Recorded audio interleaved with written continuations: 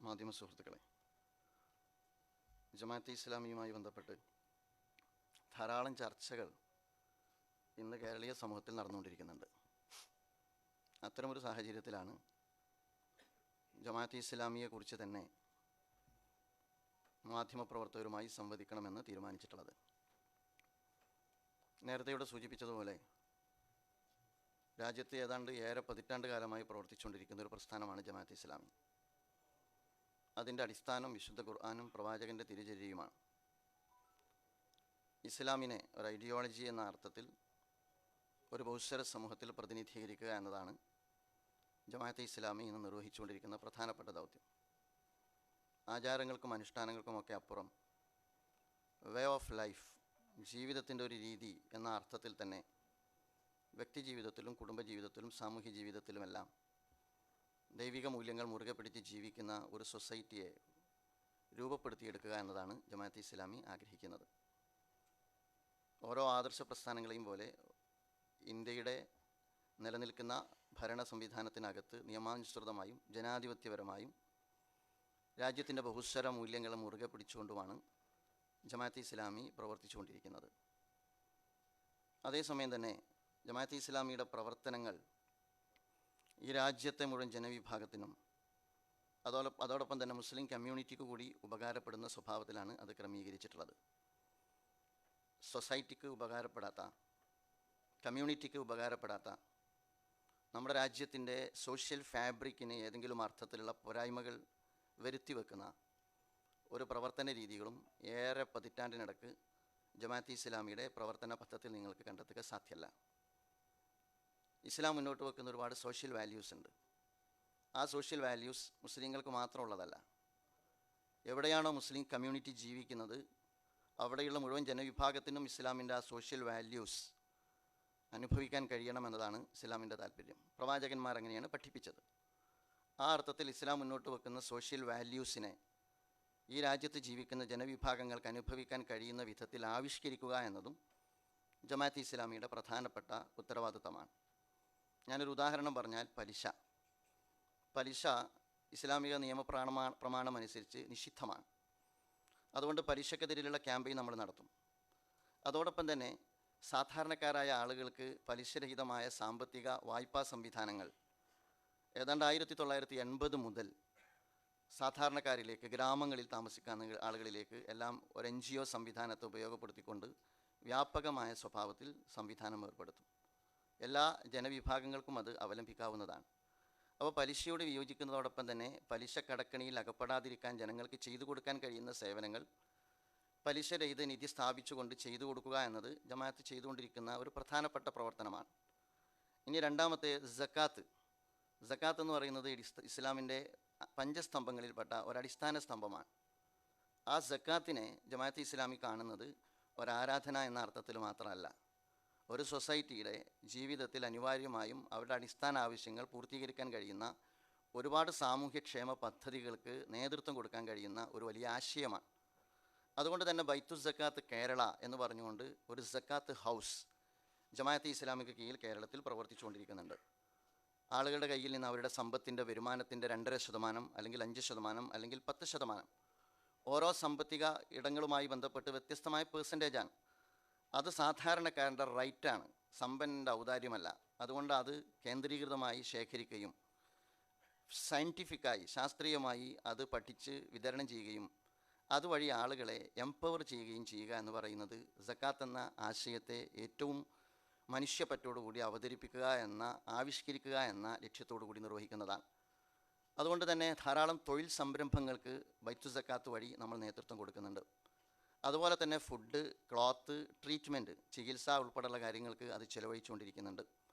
അതോടൊപ്പം തന്നെ വീട് സ്വപ്നം കാണാൻ കഴിയാത്ത ധാരാളം നിസ്സഹായരും അതുപോലെ തന്നെ നിർധനരുമായ മനുഷ്യർക്ക് വീട് നിർമ്മിക്കുന്നതിനാവശ്യമായ സാമ്പത്തിക സഹായം ഈ സക്കാത്ത് ഹൗസിൽ നിന്ന് നൽകിക്കൊണ്ടിരിക്കുന്നുണ്ട്.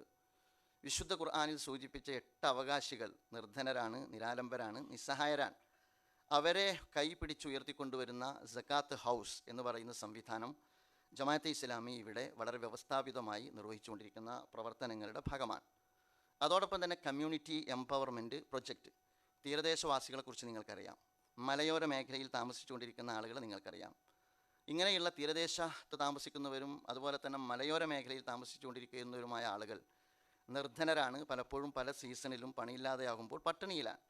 അങ്ങനെയുള്ള ഓരോ ജില്ലയിലും അത്തരം പ്രദേശങ്ങൾ തിരഞ്ഞെടുത്തുകൊണ്ട് കമ്മ്യൂണിറ്റി എംപവർമെൻറ്റ് പ്രൊജക്റ്റ്, അവിടെയും എഡ്യൂക്കേഷനാണ് നമ്മൾ മുൻഗണന കൊടുക്കുന്നത്. അവിടെ കമ്മ്യൂണിറ്റി കോർഡിനേറ്ററെ നിശ്ചയിച്ചുകൊണ്ടുള്ള community empowerment project Jamaat-e Islami എല്ലാ ജനവിഭാഗത്തെയും നമ്മുടെ നാടിൻ്റെ ബഹുസ്വരതയെ ഉൾക്കൊണ്ടുകൊണ്ട് തന്നെ ഭംഗിയായി നടപ്പാക്കി മുന്നോട്ട് പോകുന്നുണ്ട്. അതോടൊപ്പം തന്നെ നിങ്ങൾക്കറിയാവുന്നതുപോലെ കേരളത്തിന് പുറത്ത് ഒരു ദേശീയ പ്രസ്ഥാനം കൂടിയാണ് ജമാഅത്തെ ഇസ്ലാമി. പലപ്പോഴും മാർജിനലൈസ് ചെയ്യപ്പെട്ട ജനവിഭാഗങ്ങളുണ്ട്. മുസ്ലിം കമ്മ്യൂണിറ്റി ഉണ്ട്, ദലിത് കമ്മ്യൂണിറ്റി ഉണ്ട്, ആദിവാസി കമ്മ്യൂണിറ്റി ഉണ്ട്. ആ കമ്മ്യൂണിറ്റിയെ എംപവർ ചെയ്തെടുക്കുക എന്ന സ്വഭാവത്തിൽ ഉത്തരേന്ത്യൻ ഗ്രാമങ്ങളിലെ അക്ഷരമെത്താത്ത, ഭക്ഷണമെത്താത്ത, വെള്ളമെത്താത്ത, വൈദ്യുതി എത്താത്ത, പലപ്പോഴും സാധാരണക്കാർക്ക് എത്തിപ്പെടാൻ പറ്റാത്ത ഉൾനാടൻ മേഖലകളിൽ അവരുടെ എംപവർമെൻറ്റ് ലക്ഷ്യം വെച്ചുകൊണ്ടുള്ള വലിയ കമ്മ്യൂണിറ്റി എംപവർമെൻറ്റ് പ്രവർത്തനങ്ങൾക്ക് നേതൃത്വം കൊടുക്കാൻ ജമാഅത്തെ ഇസ്ലാമി അതിൻ്റെ പ്രവർത്തനത്തിൽ വലിയ ഒരു ഇടം അനുവദിക്കുന്നുണ്ട്. അത് വളരെ ഭംഗിയായി ജമാഅത്തെ ഇസ്ലാമി നിർവഹിച്ചുകൊണ്ടിരിക്കുന്നുണ്ട്. അതേപോലെ തന്നെ ഡിസാസ്റ്റർ എന്ന് പറയുന്നത് കേരളത്തെ സംബന്ധിച്ചിടത്തോളം കുറച്ച് കാലമായിട്ട് വ്യാപകമാണ്. ഇന്ത്യയിലും പലപ്പോഴും ഡിസാസ്റ്റർ ഉണ്ടാകാറുണ്ട്. ഇത്തരം പ്രകൃതി ദുരന്തങ്ങൾ ഉണ്ടാകുന്ന ഘട്ടത്തിൽ അവിടെ ഓടിയെത്തുന്ന, ഇന്ത്യക്കകത്തും പുറത്തും നേപ്പാളിൽ ഉൾപ്പെടെ ഭൂകമ്പമുണ്ടായ ഘട്ടത്തിൽ ഓടിയെത്തുന്ന ഡിസാസ്റ്റർ ഗ്രൂപ്പ് ജമാഅത്തെ ഇസ്ലാമിക്കുണ്ട്. അവർ വളരെ ട്രെയിൻഡായ ആളുകളാണ്, അവിടെ എത്താറുണ്ട്. അവരവരുടെ ഡിസാസ്റ്ററുമായി ബന്ധപ്പെട്ട ആ ജനതയ്ക്ക് ആവശ്യമായ സേവനങ്ങൾ അവർ സമർപ്പിക്കാറുണ്ട്. പലപ്പോഴും പല ഗ്രാമങ്ങളും അത്തരം പ്രകൃതി ദുരന്തങ്ങൾക്ക് ഇരയാക്കപ്പെട്ട് കഴിഞ്ഞാൽ അവരെ പുനരധിവസിപ്പിക്കുക എന്ന് പറയുന്നത് കൂട്ടമായൊരു പ്രൊജക്റ്റാണ്. ഗവൺമെൻറ് അതിൽ കോൺട്രിബ്യൂട്ട് ചെയ്യാറുണ്ട്, സന്നദ്ധ സംഘടനകൾ അതിൽ കോൺട്രിബ്യൂട്ട് ചെയ്യാറുണ്ട്. അതിൽ വലിയ ഒരളവിൽ കോൺട്രിബ്യൂട്ട് ചെയ്യുന്ന പ്രസ്ഥാനമാണ് ജമാഅത്തെ ഇസ്ലാമി. 2018 പ്രളയമായാലും 2019 പ്രളയമായാലും 2020 കൊറോണയായാലും നിപ്പയായാലും ഏറ്റവും അവസാനം 2024 നടന്ന ചൂരൽമലയുമായി ബന്ധപ്പെട്ട ദുരന്തമായാലും ഈ ദുരന്തമുഖത്തെല്ലാം ഡിസാസ്റ്റർ മാനേജ്മെൻറ്റിൽ സന്നദ്ധരായി എത്തുന്നു എന്നതോടൊപ്പം തന്നെ ഉദാരമതികളുടെ പിൻബലത്തോടു കൂടിയുള്ള പുനരധിവാസ പദ്ധതികളും ജമാഅത്തെ ഇസ്ലാമി ഭംഗിയായി നിർവഹിച്ചുകൊണ്ടിരിക്കുന്നുണ്ട്. നിങ്ങൾ ചൂരൽമലയിൽ പോകാൻ കഴിഞ്ഞാൽ അവിടെയുള്ള 86 കച്ചവടങ്ങളാണ് യഥാർത്ഥത്തിൽ ആ ചൂരൽമല ദുരന്തത്തിൽ നഷ്ടപ്പെട്ടു പോയത്. 86 കച്ചവട സ്ഥാപനങ്ങൾ.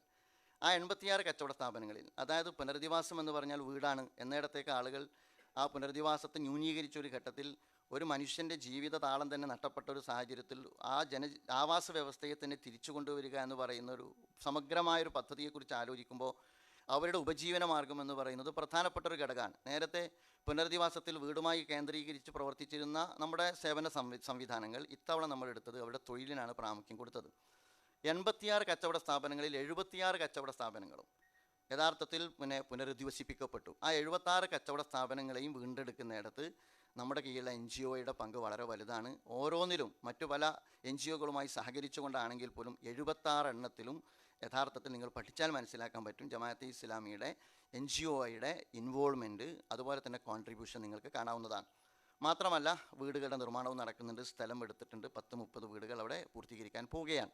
ഏതാണ്ട് 10-25 കോടി രൂപയുടെ പുനരധിവാസ പദ്ധതി അവിടെ നടപ്പാക്കുന്നുണ്ട്. ഇത് സകാത്ത് ഹൗസിൽ നിന്നായാലും അതുപോലെ തന്നെ മേൽ പറയപ്പെട്ട ഡിസാസ്റ്റർ മാനേജ്മെൻറ്റും പുനരധിവാസ റീഹാബിലിറ്റേഷൻ പ്രൊജക്റ്റായി കഴിഞ്ഞാലും ഇവിടങ്ങളിലെല്ലാം ഇതിൻ്റെ ഗുണഭോക്താക്കൾ ഈ രാജ്യത്തെ മനുഷ്യരാണ്, നമ്മുടെ സഹോദരന്മാരാണ്. എഡ്യൂക്കേഷനുമായി ബന്ധപ്പെട്ട് മുസ്ലിം കമ്മ്യൂണിറ്റിക്കകത്ത് വലിയ നവോത്ഥാനത്തിന് നേതൃത്വം കൊടുത്ത പ്രസ്ഥാനമാണ് ജമാഅത്തെ ഇസ്ലാമി. എഡ്യൂക്കേഷൻ എന്ന് പറഞ്ഞാൽ ഒരു 4 പതിറ്റാണ്ട് മുമ്പ് 5 പതിറ്റാണ്ട് മുമ്പ് നിങ്ങൾ പരിശോധിച്ചാൽ മതപഠനം എന്ന് പറയുന്നത് പള്ളി ദർസുകൾ എന്ന് പറയുന്ന പള്ളികൾ കേന്ദ്രീകരിച്ച് നടക്കുന്ന ഒരു കാലം ഉണ്ടായിരുന്നു. മതപണ്ഡിതന്മാർ എന്ന് പറയുന്നവർ ഭൗതിക വിദ്യാഭ്യാസത്തിൽ പലപ്പോഴും വേണ്ടത്ര ശ്രദ്ധ ചെലുത്താത്തൊരു കാലം ഉണ്ടായിരുന്നു. 1955 സമന്വയ വിദ്യാഭ്യാസം എന്ന് പറയുന്ന ഒരു ആശയത്തെ, അഥവാ മതവിദ്യാഭ്യാസവും ഭൗതിക വിദ്യാഭ്യാസവും സമന്വയിപ്പിച്ചുകൊണ്ടുള്ള സാമൂഹ്യ പുനർനിർമ്മാണ പ്രക്രിയയിൽ തങ്ങളുടേതായ പങ്ക് അടയാളപ്പെടുത്താൻ പ്രാപ്തമാക്കുന്ന സ്വഭാവത്തിൽ മുസ്ലിം കമ്മ്യൂണിറ്റിക്കകത്ത് സമന്വയ വിദ്യാഭ്യാസത്തിന് നേതൃത്വം കൊടുത്ത പ്രസ്ഥാനമാണ് ജമാഅത്തെ ഇസ്ലാമി. അതോടൊപ്പം തന്നെ നമുക്ക് കാണാവുന്ന ഒരു കാര്യം സ്ത്രീ വിദ്യാഭ്യാസമാണ്. സ്ത്രീ വിദ്യാഭ്യാസം അതുപോലെ തന്നെ സ്ത്രീകളുടെ സാമൂഹ്യ പങ്കാളിത്തം, ഇതും തന്നെ മുസ്ലിം കമ്മ്യൂണിറ്റിക്കകത്ത് നിങ്ങൾക്കറിയാം ഇസ്ലാമിൽ അതിൽ ഓപ്ഷനുണ്ട്, അനുവാദമുണ്ട്. പക്ഷേ പലപ്പോഴും മുസ്ലിം കമ്മ്യൂണിറ്റി സ്ത്രീകളുടെ കാര്യത്തിൽ പിറകോട്ട് നിന്നൊരു കാലമുണ്ട്. ഇപ്പോൾ അതിൽ നിന്ന് ഒരുപാട് മാറ്റം വന്നു. സ്ത്രീ വിദ്യാഭ്യാസത്തിന് പ്രാമുഖ്യം കൊടുക്കുകയും സ്ത്രീകളുടെ പൊതുപങ്കാളിത്തത്തിന് ഇടം കൊടുക്കുകയും ജമാഅത്തെ ഇസ്ലാമി എന്ന് പറയുന്ന സംഘടനയുടെ അഖിലേന്ത്യാ സമിതിയിലും ജമാഅത്തെ ഇസ്ലാമി എന്ന സംഘടനയുടെ സംസ്ഥാന ശൂറയിലും, സംസ്ഥാന ശൂറ എന്ന് പറഞ്ഞാൽ അതിൻ്റെ സംസ്ഥാന കൂടിയാലോചനാ സമിതിയിലും സ്ത്രീകൾക്ക് തുടക്കം മുതലേ പങ്കാളിത്തമുണ്ട്.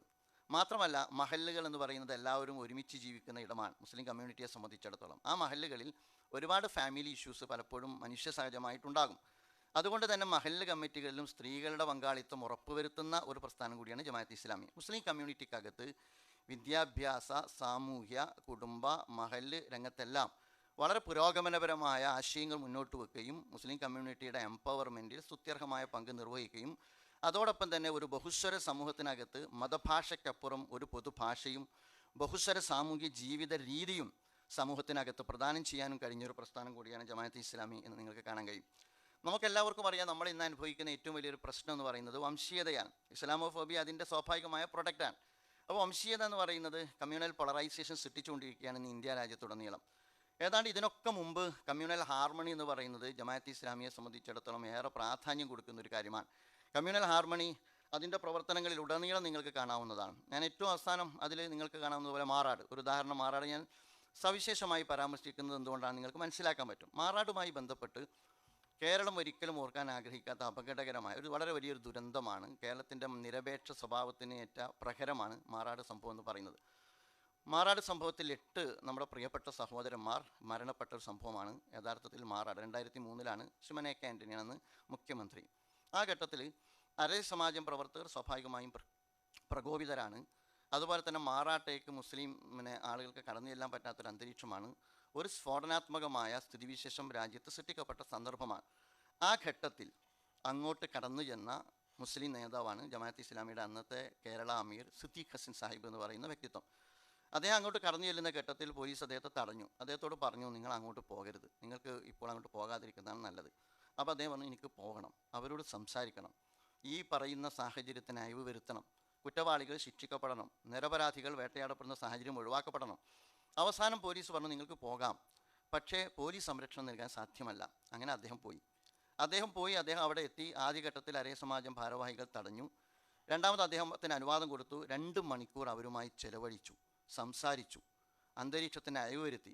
ശ്രീമാൻ എ കെ ആൻ്റണി പിന്നീട് അദ്ദേഹത്തിൻ്റെ ചില അനുസ്മരണത്തിൽ, അതിൻ്റെ വിഷ്വൽ നിങ്ങളുടെ മുമ്പിൽ കാണാൻ കഴിയും, അനുസ്മരണത്തിൽ മാറാട് പ്രശ്നം പരിഹരിക്കുന്നിടത്തുള്ള സിദ്ദീഖ് ഹസൻ സാഹിബിൻ്റെ പങ്കിനെ വെളിപ്പെടുത്തുന്നുണ്ട്. ഞാൻ പറഞ്ഞു വരുന്നത്, കലാപങ്ങൾ നടക്കുന്നിടത്ത് കലാപത്തി അണക്കാനും മുറിവേറ്റ മനസ്സുകളുടെ വ്രണങ്ങൾ ഇല്ലായ്മ ചെയ്യാനും അങ്ങനെ കലാപം ഏതാണ്ട് തകർത്തെറിഞ്ഞ പല പ്രദേശങ്ങളെയും പുനരധിവാസത്തോടുകൂടി സാമൂഹ്യ ജീവിതത്തിലേക്ക് തിരിച്ചു കൊണ്ടുവരുവാനുമുള്ള പ്രവർത്തനങ്ങളിൽ കേരളത്തിൽ മാത്രമല്ല ഇന്ത്യ വിഭജനാനന്തരമുണ്ടായ ഒരുപാട് കലാപഭൂമികളിൽ ജമാഅത്ത് ഇസ്ലാമി ആ മാനുഷിക സേവന പ്രവർത്തനങ്ങളുമായി രംഗത്തുണ്ടായിരുന്ന പ്രസ്ഥാനമാണ് എന്ന് നിങ്ങൾക്ക് കാണാവുന്നതാണ്. മാത്രമല്ല ഇന്ത്യയിലുടനീളം ജമാഅത്ത് ഇസ്ലാമി ഇത്തരം പോളറൈസേഷനുള്ള ഇടങ്ങളിൽ പ്രത്യേക വേദികൾ തന്നെ രൂപപ്പെടുത്താൻ നിർദ്ദേശം കൊടുത്തിട്ടുണ്ട്. വെറുപ്പിനെതിരെയുള്ള ക്യാമ്പയിൻ ദേശീയ തലത്തിൽ തന്നെ നടന്നുകൊണ്ടിരിക്കുകയാണ്. അതിൽ പ്രധാനപ്പെട്ട ഒന്ന് സദ്ഭാവന മഞ്ച് എന്ന് പറഞ്ഞുകൊണ്ടുള്ള ദേശീയ തലത്തിൽ തന്നെയുള്ള ഇത്തരത്തിലുള്ള സൗഹൃദ വേദികൾ ജമാഅത്ത് ഇസ്ലാമിയുടെ നേതൃത്വത്തിൽ രൂപപ്പെട്ടു വന്നുകൊണ്ടിരിക്കുന്നുണ്ട്. അതോടൊപ്പം തന്നെ കേരളത്തിൽ ഇസ്ലാമോഫോബിയ ഇപ്പോൾ ശക്തമാണ്. നിങ്ങൾക്കറിയാം, ഈ കേരളത്തിൽ ഇസ്ലാമോഫോബിയ ശക്തിപ്പെട്ട ഒരു ഘട്ടത്തിൽ എത്രമാത്രം ട്രാൻസ്പെറൻ്റ് ആവാൻ പറ്റുമോ അത്രമാത്രം മുസ്ലിം കമ്മ്യൂണിറ്റിയും ട്രാൻസ്പെറൻ്റ് ആവണം. ഇസ്ലാം ഭീതി പടർത്തപ്പെടുന്ന ഒരു ഘട്ടത്തിൽ, ഇസ്ലാം വിരുദ്ധ പൊതുബോധ നിർമ്മിതി നടന്നുകൊണ്ടിരിക്കുന്ന ഒരു ഘട്ടത്തിൽ അതിനെ കറക്റ്റ് ചെയ്യണമെങ്കിൽ മുസ്ലിം കമ്മ്യൂണിറ്റി ട്രാൻസ്പെറൻ്റായേ പറ്റൂ എന്ന് നിർദ്ദേശം കൊടുക്കുകയും ജമാഅത്ത് ഇസ്ലാമി അതിൻ്റെ പള്ളികൾ വരെ ഓപ്പൺ മസ്ജിദ് എന്ന് പറഞ്ഞുകൊണ്ട് ജുമുഅ നടക്കുന്ന വെള്ളിയാഴ്ച ദിവസങ്ങളിൽ ഇതര മത സഹോദരങ്ങൾക്ക് വരാനും അതുപോലെ തന്നെ ഈ പള്ളികളിൽ നടന്നുകൊണ്ടിരിക്കുന്ന ആരാധനകളും നടപടിക്രമങ്ങൾ കാണാനും അവർക്ക് ആശയവിനിമയം നടത്താനുമുള്ള അവസരങ്ങൾ ജമാഅത്ത് ഇസ്ലാമി ഈ സന്ദർഭത്തിലെല്ലാം ഒരുക്കിയിട്ടുണ്ട്. ഇപ്പോഴും അത്തരത്തിലുള്ള ഓപ്പൺ മസ്ജിദ് പ്രോഗ്രാമുകൾ നടന്നുകൊണ്ടിരിക്കുന്നുണ്ട്. ആഘോഷങ്ങളെ ഓരോ മതവിഭാഗത്തിൻ്റെയും ആഘോഷങ്ങളായി കാണുന്നതിന് പകരം ജമാഅത്ത് ഇസ്ലാമി പരസ്പരമുള്ള ആശയവിനിമയത്തിനും അതുപോലെ തന്നെ സാഹോദര്യ സൗഹൃദ ബന്ധം സ്ഥാപിക്കുന്നതിനുമുള്ള സുഹൃത്ത് സംഗമങ്ങളായിട്ട് ജമാഅത്ത് ഇസ്ലാമി സമീപിച്ചു വരുന്നുണ്ട്. ഓണത്തിനായാലും ക്രിസ്തുമസിനായാലും അതുപോലെ തന്നെ പെരുന്നാളിനായാലും സുഹൃത്ത് സംഗമം നടത്തുക. അതുപോലെ തന്നെ ഈ റമദാനാണ് വരാൻ പോകുന്നത്. റമദാനായി കഴിഞ്ഞാൽ തങ്ങളുടെ പരിസരത്തുള്ള നെയ്ബേഴ്സിനെ അഥവാ അയൽവാസികളെയും അതുപോലെ തന്നെ എല്ലാ മതവിഭാഗത്തിലും പെട്ട ആളുകളെയും വിളിച്ചു ചേർത്തുകൊണ്ട് ഇഫ്താർ സംഗമം നടത്തുക. പലപ്പോഴും മനുഷ്യ ജീവിതത്തിൽ സംഭവിച്ചുകൊണ്ടിരിക്കുന്ന വിള്ളലുകളെ വിളക്കിച്ചേർത്ത് സാമൂഹ്യ ബന്ധത്തെ ശക്തിപ്പെടുത്തുക എന്ന ഒരു വലിയ ആശയത്തെ കിട്ടുന്ന സന്ദർഭങ്ങളിൽ, അതിൻ്റെ ആരാധനാ സന്ദർഭങ്ങളിൽ പോലും, അതിൻ്റെ ആഘോഷവേളകളിൽ പോലും, അതല്ലാത്ത ആഘോഷവേളകളിൽ പോലും ജമാഅത്ത് ഇസ്ലാമി വളരെ ബോധപൂർവ്വം അത് ഉപയോഗിക്കുന്ന ഒരു പ്രസ്ഥാനം കൂടിയാണ് എന്ന് നിങ്ങൾക്ക് കാണാവുന്നതാണ്. ജമാഅത്ത് ഇസ്ലാമിയുടെ ആദർശത്തെക്കുറിച്ച് ഞാൻ പറഞ്ഞു. അതിൻ്റെ പ്രവർത്തന മാർഗവും അതിൻ്റെ ഭരണഘടനയിൽ കൃത്യമായി പറയുന്നുണ്ട്. അതിലൊന്ന് ഖുർആനും പ്രവാചകചര്യയുമാണ്. രണ്ടാമത് പറയുന്നത് ആ പ്രസ്ഥാനത്തിൻ്റെ ലക്ഷ്യം എത്ര വിശുദ്ധമാണോ അതിൻ്റെ മാർഗം അത്രമാത്രം വിശുദ്ധമായിരിക്കണം എന്നുള്ളതാണ്. ധാർമ്മികതയ്ക്ക് നിരക്കാത്ത ഒരു പ്രവർത്തന രീതിയും നമ്മുടെ ഭാഗത്ത് നിന്നുണ്ടാകരുത് എന്ന് രേഖപ്പെടുത്തപ്പെട്ട പ്രസ്ഥാന ജമാഅത്തെ ഇസ്ലാമി. ജനാധിപത്യപരവും രചനാത്മകവുമായ ക്രിയേറ്റീവുമായ പ്രവർത്തനങ്ങളെ നടത്താവൂ എന്നതാണ് അതിൻ്റെ പ്രവർത്തന രീതികളിൽ ഭരണഘടന ഖണ്ഡിക 5 രേഖപ്പെടുത്തി വെച്ചിരിക്കുന്ന മൂന്നാമത്തെ കാര്യം. അത് എഴുതി വെച്ച് അതിൻ്റെ അടിസ്ഥാനത്തിൽ പ്രവർത്തിച്ചുകൊണ്ടിരിക്കുന്ന ഒരു പ്രസ്ഥാനമാണ് ജമാഅത്തെ ഇസ്ലാമി. മാത്രമല്ല 24 സംസ്ഥാനങ്ങളിൽ ഇന്ത്യ ജമാഅത്തെ ഇസ്ലാമി പ്രവർത്തിച്ചുകൊണ്ടിരിക്കുന്നുണ്ട്. 24 സംസ്ഥാനങ്ങളിൽ ഏതാണ്ട് 10-15ഓളം ഭാഷകളിൽ വിശുദ്ധ ഖുർആൻ ഭാഷാന്തരം ചെയ്യപ്പെട്ടിട്ടുണ്ട്. പ്രാദേശിക ഭാഷകളിൽ ആളുകളുമായി സംവദിക്കുന്നുണ്ട്.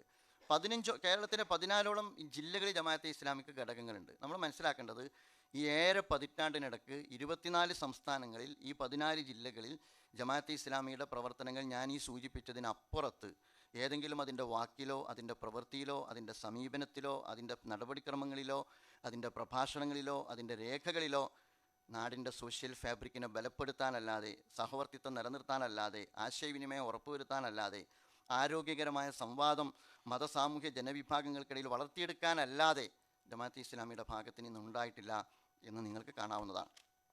എന്നിരിക്കെയാണ് പലപ്പോഴും പ്രബലമായ ചില രാഷ്ട്രീയ പ്രസ്ഥാനങ്ങളുടെ എല്ലാം ഭാഗത്ത് നിന്ന് രാഷ്ട്രീയമായ തങ്ങളുടെ ചില താല്പര്യങ്ങളെ മുൻനിർത്തിക്കൊണ്ടുള്ള അപകടകരമായ സമീകരണങ്ങളൊക്കെ സംഭവിച്ചുകൊണ്ടിരിക്കുന്നത്. ഇപ്പോൾ ഉദാഹരണമായിട്ട് ഭൂരിപക്ഷ വർഗീയതയും ന്യൂനപക്ഷ വർഗീയതയും സമാനമാണ്. ഭൂരിപക്ഷ വർഗീയതയെ എതിർക്കണമെങ്കിൽ ന്യൂനപക്ഷ വർഗീയതയെ എതിർത്തേ പറ്റൂ.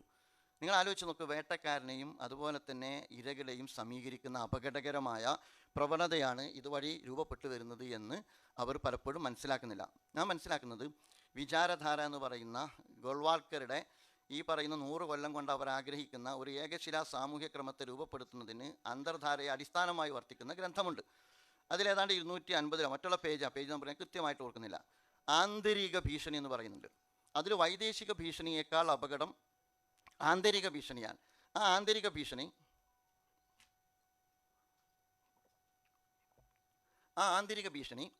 1 മുസ്ലിങ്ങളാണ്, 2 ക്രിസ്ത്യാനികളാണ്, 3 കമ്മ്യൂണിസ്റ്റുകളാണ്. അതുകൊണ്ട് തന്നെ ഈ 3 വിഭാഗത്തെ വംശീയമായി ഉന്മൂലനം ചെയ്യുക എന്ന് പറയുന്നത് സംഘപരിവാറിൻ്റെ അജണ്ടയാണ്. ഏതെങ്കിലും ഒരു മതസംഘടന സമീപിക്കുമ്പോൾ ചിന്തിക്കേണ്ട ഒരു കാര്യമില്ലേ, കേരളത്തിൽ ഏതെങ്കിലും ഒരു മതസംഘടന അപരമതത്തെ, അപരദർശനത്തെ ഇവിടെ നിന്ന് ആന്തരിക ഭീഷണിയാണ് അവർ ഉന്മൂലനം ചെയ്യണമെന്ന് എഴുതി വെച്ച ഏതെങ്കിലും ഒരു സംഘടന കേരളത്തിലുണ്ടോ? ഏതെങ്കിലും ഒരു മുസ്ലിം സംഘടന ഇന്ത്യയിലുണ്ടോ?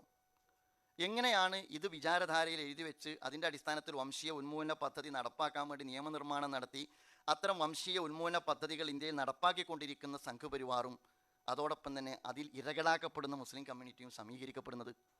നിങ്ങൾ ആലോചിച്ച് നോക്ക്, ബുൾഡോസർ രാജ് നടപ്പാക്കിക്കൊണ്ടിരിക്കുന്ന യോഗി ആദിത്യനാഥിനെ വിമർശിക്കണമെങ്കിൽ, അതുപോലെ തന്നെ വഖഫ് പ്രൊജക്റ്റിലൂടെയും മറ്റു പല നിയമനിർമ്മാണത്തിലൂടെയും മുസ്ലിം കമ്മ്യൂണിറ്റിയെ ഉപദ്രവിച്ചുകൊണ്ടിരിക്കുന്ന നരേന്ദ്രമോദിയെ വിമർശിക്കണമെങ്കിൽ, NRC ഉൾപ്പെടെ അത്യന്തം അപകടകരമായ പദ്ധതികൾക്ക് നേതൃത്വം കൊടുക്കുന്ന അമിത്ഷയെ വിമർശിക്കണമെങ്കിൽ, തൊഗാഡിയമാർ വർഗീയ വിഷം ചീറ്റുമ്പോൾ അതിനോട് വിയോജിക്കണമെങ്കിൽ കേരളത്തിലെ പ്രബലമായ ഒരു രാഷ്ട്രീയ പാർട്ടിക്ക് മൈനോറിറ്റിയുടെ കൂടി നെഞ്ചത്ത് കയറേണ്ടതുണ്ട്. മൈനോറിറ്റിയിൽപ്പെട്ട പ്രത്യേകിച്ച് വിശേഷിച്ച് ജമാഅത്തെ ഇസ്ലാമിയെക്കുറിച്ച് കൂടി സമീകരിക്കേണ്ടതുണ്ട് എന്ന് പറയുന്നതിൻ്റെ യുക്തി എന്താണ്? ഒരു വർഗ ബഹുജന സംഘടന ഇത്ര അപകടകരമായ ഒരു വർഗീയ ധ്രുവീകരണ സമീപനം സ്വീകരിക്കുന്നത് എന്തുകൊണ്ടാണ്? ഞാൻ പറയുന്നത് യഥാർത്ഥത്തിൽ എല്ലാവരും ആഗ്രഹിക്കുന്നത് കേരളം ഇടതുപക്ഷം കൂടിയുള്ള കേരളമാകണമെന്നാണ്. ഇടതുപക്ഷമില്ലാത്ത കേരളം നമ്മൾ ഒരിക്കലും ആഗ്രഹിക്കുന്നില്ല. ഇടതുപക്ഷവും UDFും LDFും ഉള്ള കേരളമാണ് കേരളത്തിൻ്റെ മതേതര സന്തുലിതത്വം നിലനിർത്തുന്നിടത്ത് സുപ്രധാനമായ ഘടകം എന്ന് പറയുന്നത്. രാഷ്ട്രീയ വിയോജിപ്പുകൾ CPMനോടുണ്ടാകാം, അതുപോലെ തന്നെ കോൺഗ്രസിനോടുണ്ടാകാം, മുസ്ലിം ലീഗിനോടും ഒക്കെ ഉണ്ടാകാം. ആ വിമർശനങ്ങളൊക്കെ അതിൻ്റെ തീക്ഷ്ണതയിൽ തന്നെ നമ്മൾ പ്രകടിപ്പിക്കുന്ന ഘട്ടത്തിലും കേരളത്തിൻ്റെ മതേതരമായ സ്വഭാവം, മതേതര കക്ഷികൾ ഇന്ത്യയിൽ തന്നെ വംശീയതയെ ചെറുക്കുന്നിടത്തും അതുപോലെ തന്നെ ഫാഷിസത്തെ തടയിടുന്നിടത്തും ഇന്ത്യ അലയൻസ് എന്ന് പറയുന്ന വിശാലമായൊരു സഖ്യത്തിൻ്റെ കീഴിൽ അണിനിരന്ന രാഷ്ട്രീയ പ്രസ്ഥാനങ്ങൾ കേരളത്തിൽ എത്തുന്ന ഘട്ടത്തിലും സമാനമായ സ്വഭാവം സ്വീകരിക്കണമെന്നാണ് നമ്മൾ ആഗ്രഹിക്കുന്നത്. അതുകൊണ്ട് ഫാഷിസത്തെ ചെറുക്കാൻ കഴിയുന്ന എല്ലാ മത, സാമൂഹ്യ, സാംസ്കാരിക സംഘടനകളെയും ചേർത്ത് നിർത്തിക്കൊണ്ടുള്ള മുന്നേറ്റത്തിന് നേതൃത്വം കൊടുക്കേണ്ടുന്ന ചരിത്രപരമായ ഉത്തരവാദിത്വം നിർവഹിക്കേണ്ടുന്ന, പലപ്പോഴും അത് നിർവഹിച്ചിട്ടുള്ള ഇടതുപക്ഷം അധികാരത്തിൻ്റെ ആവർത്തനത്തിന് വേണ്ടി ഇടതുപക്ഷത്തെ തന്നെ റദ്ദ് ചെയ്യുന്നു എന്നുള്ളത് അപകടകരമായ നീക്കമാണ്. CPMനെ റദ്ദ് ചെയ്യുന്നത്, ഇടതുപക്ഷത്തെ റദ്ദ് ചെയ്യുന്നത് ഇടതുപക്ഷമാണ്. അത് ഇടതുപക്ഷ സുഹൃത്തുക്കൾ ഗൗരവത്തിൽ ആലോചിക്കണം. ഇടതുപക്ഷ ബുദ്ധിജീവികൾ ഗൗരവത്തിൽ ആലോചിക്കണം. ഇടതുപക്ഷത്തിൻ്റെ സഹയാത്രികർ ഗൗരവത്തിൽ ആലോചിക്കണം. കേരളം ഇടതുപക്ഷമില്ലാത്തൊരു കേരളത്തെ അല്ല ആഗ്രഹിക്കുന്നത്, ഇടതുപക്ഷം കൂടി ഇടതുപക്ഷത്തിൻ്റെ ധർമ്മം നിർവഹിക്കുന്ന ഒരു കേരളമാണ് ഇപ്പോൾ സ്വീകരിച്ചുകൊണ്ടിരിക്കുന്ന, ജമാഅത്തെ ഇസ്ലാമിയെ ടൂളാക്കിയിട്ടോ അല്ലാതെയോ ഒക്കെ സ്വീകരിച്ചുകൊണ്ടിരിക്കുന്ന വർഗീയ ധ്രുവീകരണ രാഷ്ട്രീയം അപകടകരമാണ്. അതിൽ നിന്ന് ഇടതുപക്ഷം പിന്തിരിയണം എന്നാണ് ജമാഅത്തെ ഇസ്ലാമിക്ക് ഈ സന്ദർഭത്തിൽ മറ്റൊരു കാര്യം സൂചിപ്പിക്കാനുള്ളത്. മാത്രമല്ല, വംശീയത എന്ന് പറയുന്നത് കേരളത്തിലും വന്നുകൊണ്ടിരിക്കുന്നു. പ്രബുദ്ധതയിൽ നമ്മൾ അഭിമാനിക്കുന്ന ഒരു ഘട്ടത്തിലും പാലക്കാട് ഒരു ഛത്തീസ്ഗഡിലുള്ള ഒരു ദലിത് ചെറുപ്പക്കാരൻ ക്രൂരമായി വംശഹത്യ ചെയ്യപ്പെട്ടു എന്നാണ് ഞാൻ മനസ്സിലാക്കുന്നത്. അത് നമുക്ക് മാപ്പർഹിക്കാത്ത പാതകമാണ്, കേരളത്തിൽ നിന്ന് സംഭവിക്കാൻ പാടില്ലാത്ത കാര്യമാണ്. അദ്ദേഹത്തോട് ചോദിച്ചു ബംഗ്ലാദേശിയാണോ, അദ്ദേഹത്തിന് ആണെന്നോ അല്ലെന്നോ പറയുന്നതിന് മുമ്പ് അദ്ദേഹത്തിൻ്റെ ശരീരഭാഷയിൽ നിന്ന് ആണെന്ന് ധരിച്ചിട്ടാവണം അദ്ദേഹത്തെ ക്രൂരമായി തല്ലിക്കൊല്ലുകയുണ്ടായി. ആ അർത്ഥത്തിൽ ഹെയ്റ്റ് ഇവിടെ ഉൽപ്പാദിപ്പിക്കപ്പെടുന്നുണ്ട് എന്നുള്ളതാണ്. ആ ഹെയ്റ്റിൻ്റെ സ്വാഭാവികമായ പരിണിതി കേരളത്തിലും സംഭവിച്ചുകൊണ്ടിരിക്കുന്നുണ്ട് എന്നുള്ളതാണ്. അതുകൊണ്ട് ഇന്ത്യയിൽ എന്ന പോലെ കേരളത്തിലും ഇടതുപക്ഷവും വലതുപക്ഷവും അതുപോലെ തന്നെ കേരളത്തിൻ്റെ സാഹോദര്യവും സഹവർത്തിത്വവും ബഹുസ്വരതയും നിലനിൽക്കണമെന്ന് ആഗ്രഹിക്കുന്ന മുഴുവൻ ജനവിഭാഗങ്ങളും കക്ഷിരാഷ്ട്രീയ മത്സരത്തിനിടയ്ക്ക് മറന്നു പോകാതിരിക്കേണ്ടുന്ന ഒരു കാര്യമെന്ന് പറയുന്നത് കേരളത്തിലേക്ക് സംഘപരിവാറിന് ഇടം കൊടുക്കാതിരിക്കുക എന്നുള്ളതാണ്. പലപ്പോഴും സെക്കുലർ കക്ഷികളുടെ പരാജയത്തിൽ മൈനോറിറ്റി സംഘടനകളോ മൈനോറിറ്റി വോട്ടോ ശിഥിലീകരിക്കപ്പെട്ട് കഴിഞ്ഞാൽ മൈനോറിറ്റിയെ പ്രശ്നവൽക്കരിച്ചുകൊണ്ടുള്ള അഭിപ്രായം നമ്മളെല്ലാവരും പറയാറുണ്ട്. ഇവിടെ സംഘപരിവാർ മുഖ്യധാരയിൽ വരാതിരിക്കുക എന്നുള്ളത് മൈനോറിറ്റിയുടെ മാത്രം ആവശ്യമാണോ? രാജ്യത്തിൻ്റെ ആവശ്യമല്ലേ, കേരളത്തിൻ്റെ ആവശ്യമല്ലേ? ഇപ്പോൾ കേരളത്തിൽ ഞാൻ നിൽക്കുന്ന ഈ കോർപ്പറേഷൻ ആരാണ് ഭരിക്കുന്നത്? യഥാർത്ഥത്തിൽ ഇടതും വലതും ചേർന്നിരുന്നുവെങ്കിൽ ആരായിരിക്കും ഭരിക്കുക? അപ്പോൾ ഞാൻ പറയുന്നത്, പലപ്പോഴും സംഘപരിവാറിനെ തടയിടുക എന്നതിൻ്റെ ഉത്തരവാദിത്വം മൈനോറിറ്റിയുടെ മാത്രം തലയിൽ വെച്ച് കിട്ടുന്നതിന് പകരം കേരളത്തിൽ ഉൾപ്പെടെ സംഘപരിവാറിൻ്റെ സ്വാധീനം വർദ്ധിച്ചുകൊണ്ടിരിക്കുന്ന ഒരു കാലഘട്ടത്തിൽ ഇന്ത്യ അലയൻസ് എന്ന് പറയുന്ന ആശയത്തിൻ്റെ തണലിൽ നിന്നുകൊണ്ട് ഫാഷിസത്തെ തടയുന്നിടത്ത്, വംശീയാക്രമണങ്ങളെ തടയിടുന്നിടത്ത്, ഹെയ്റ്റ് ക്യാമ്പയിനെ തടയിടുന്നിടത്ത്, ഇസ്ലാമോഫോബിയെ തടയിടുന്നിടത്ത് ഒരുമിച്ച് നിൽക്കാൻ എല്ലാവർക്കും കഴിയണം എന്നാണ് ജമാഅത്തെ ഇസ്ലാമി ആഗ്രഹിക്കുന്നത്. Okay, thank you.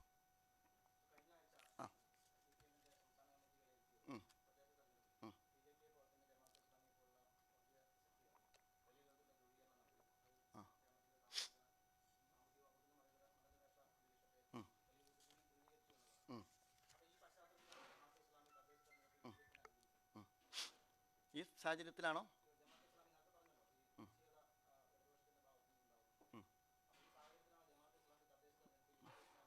ഞാൻ ആദ്യം അതിനെ അഡ്രസ്സ് ചെയ്യുന്നുണ്ട്. അതായത് ജമാഅത്തെ ഇസ്ലാമി BJP പോലെ എന്ന് പറഞ്ഞാൽ, ഞാൻ എൻ്റെ അവതരണത്തിൽ അത് വന്നിട്ടുണ്ട്, ആവർത്തിക്കേണ്ടതില്ല. ജമാഅത്തെ ഇസ്ലാമിയെ സംബന്ധിച്ചിടത്തോളം കേരളത്തിൽ നിങ്ങൾ കാണുന്ന പ്രസ്ഥാനമാണ്, എല്ലാ ഗ്രാമങ്ങളിലും ഉണ്ട്, ജില്ലയിലുണ്ട്, BJP ഉണ്ട്. എന്താണ് ജമാഅത്തെ ഇസ്ലാമി നടത്തിയ വർഗീയ പ്രവർത്തനം?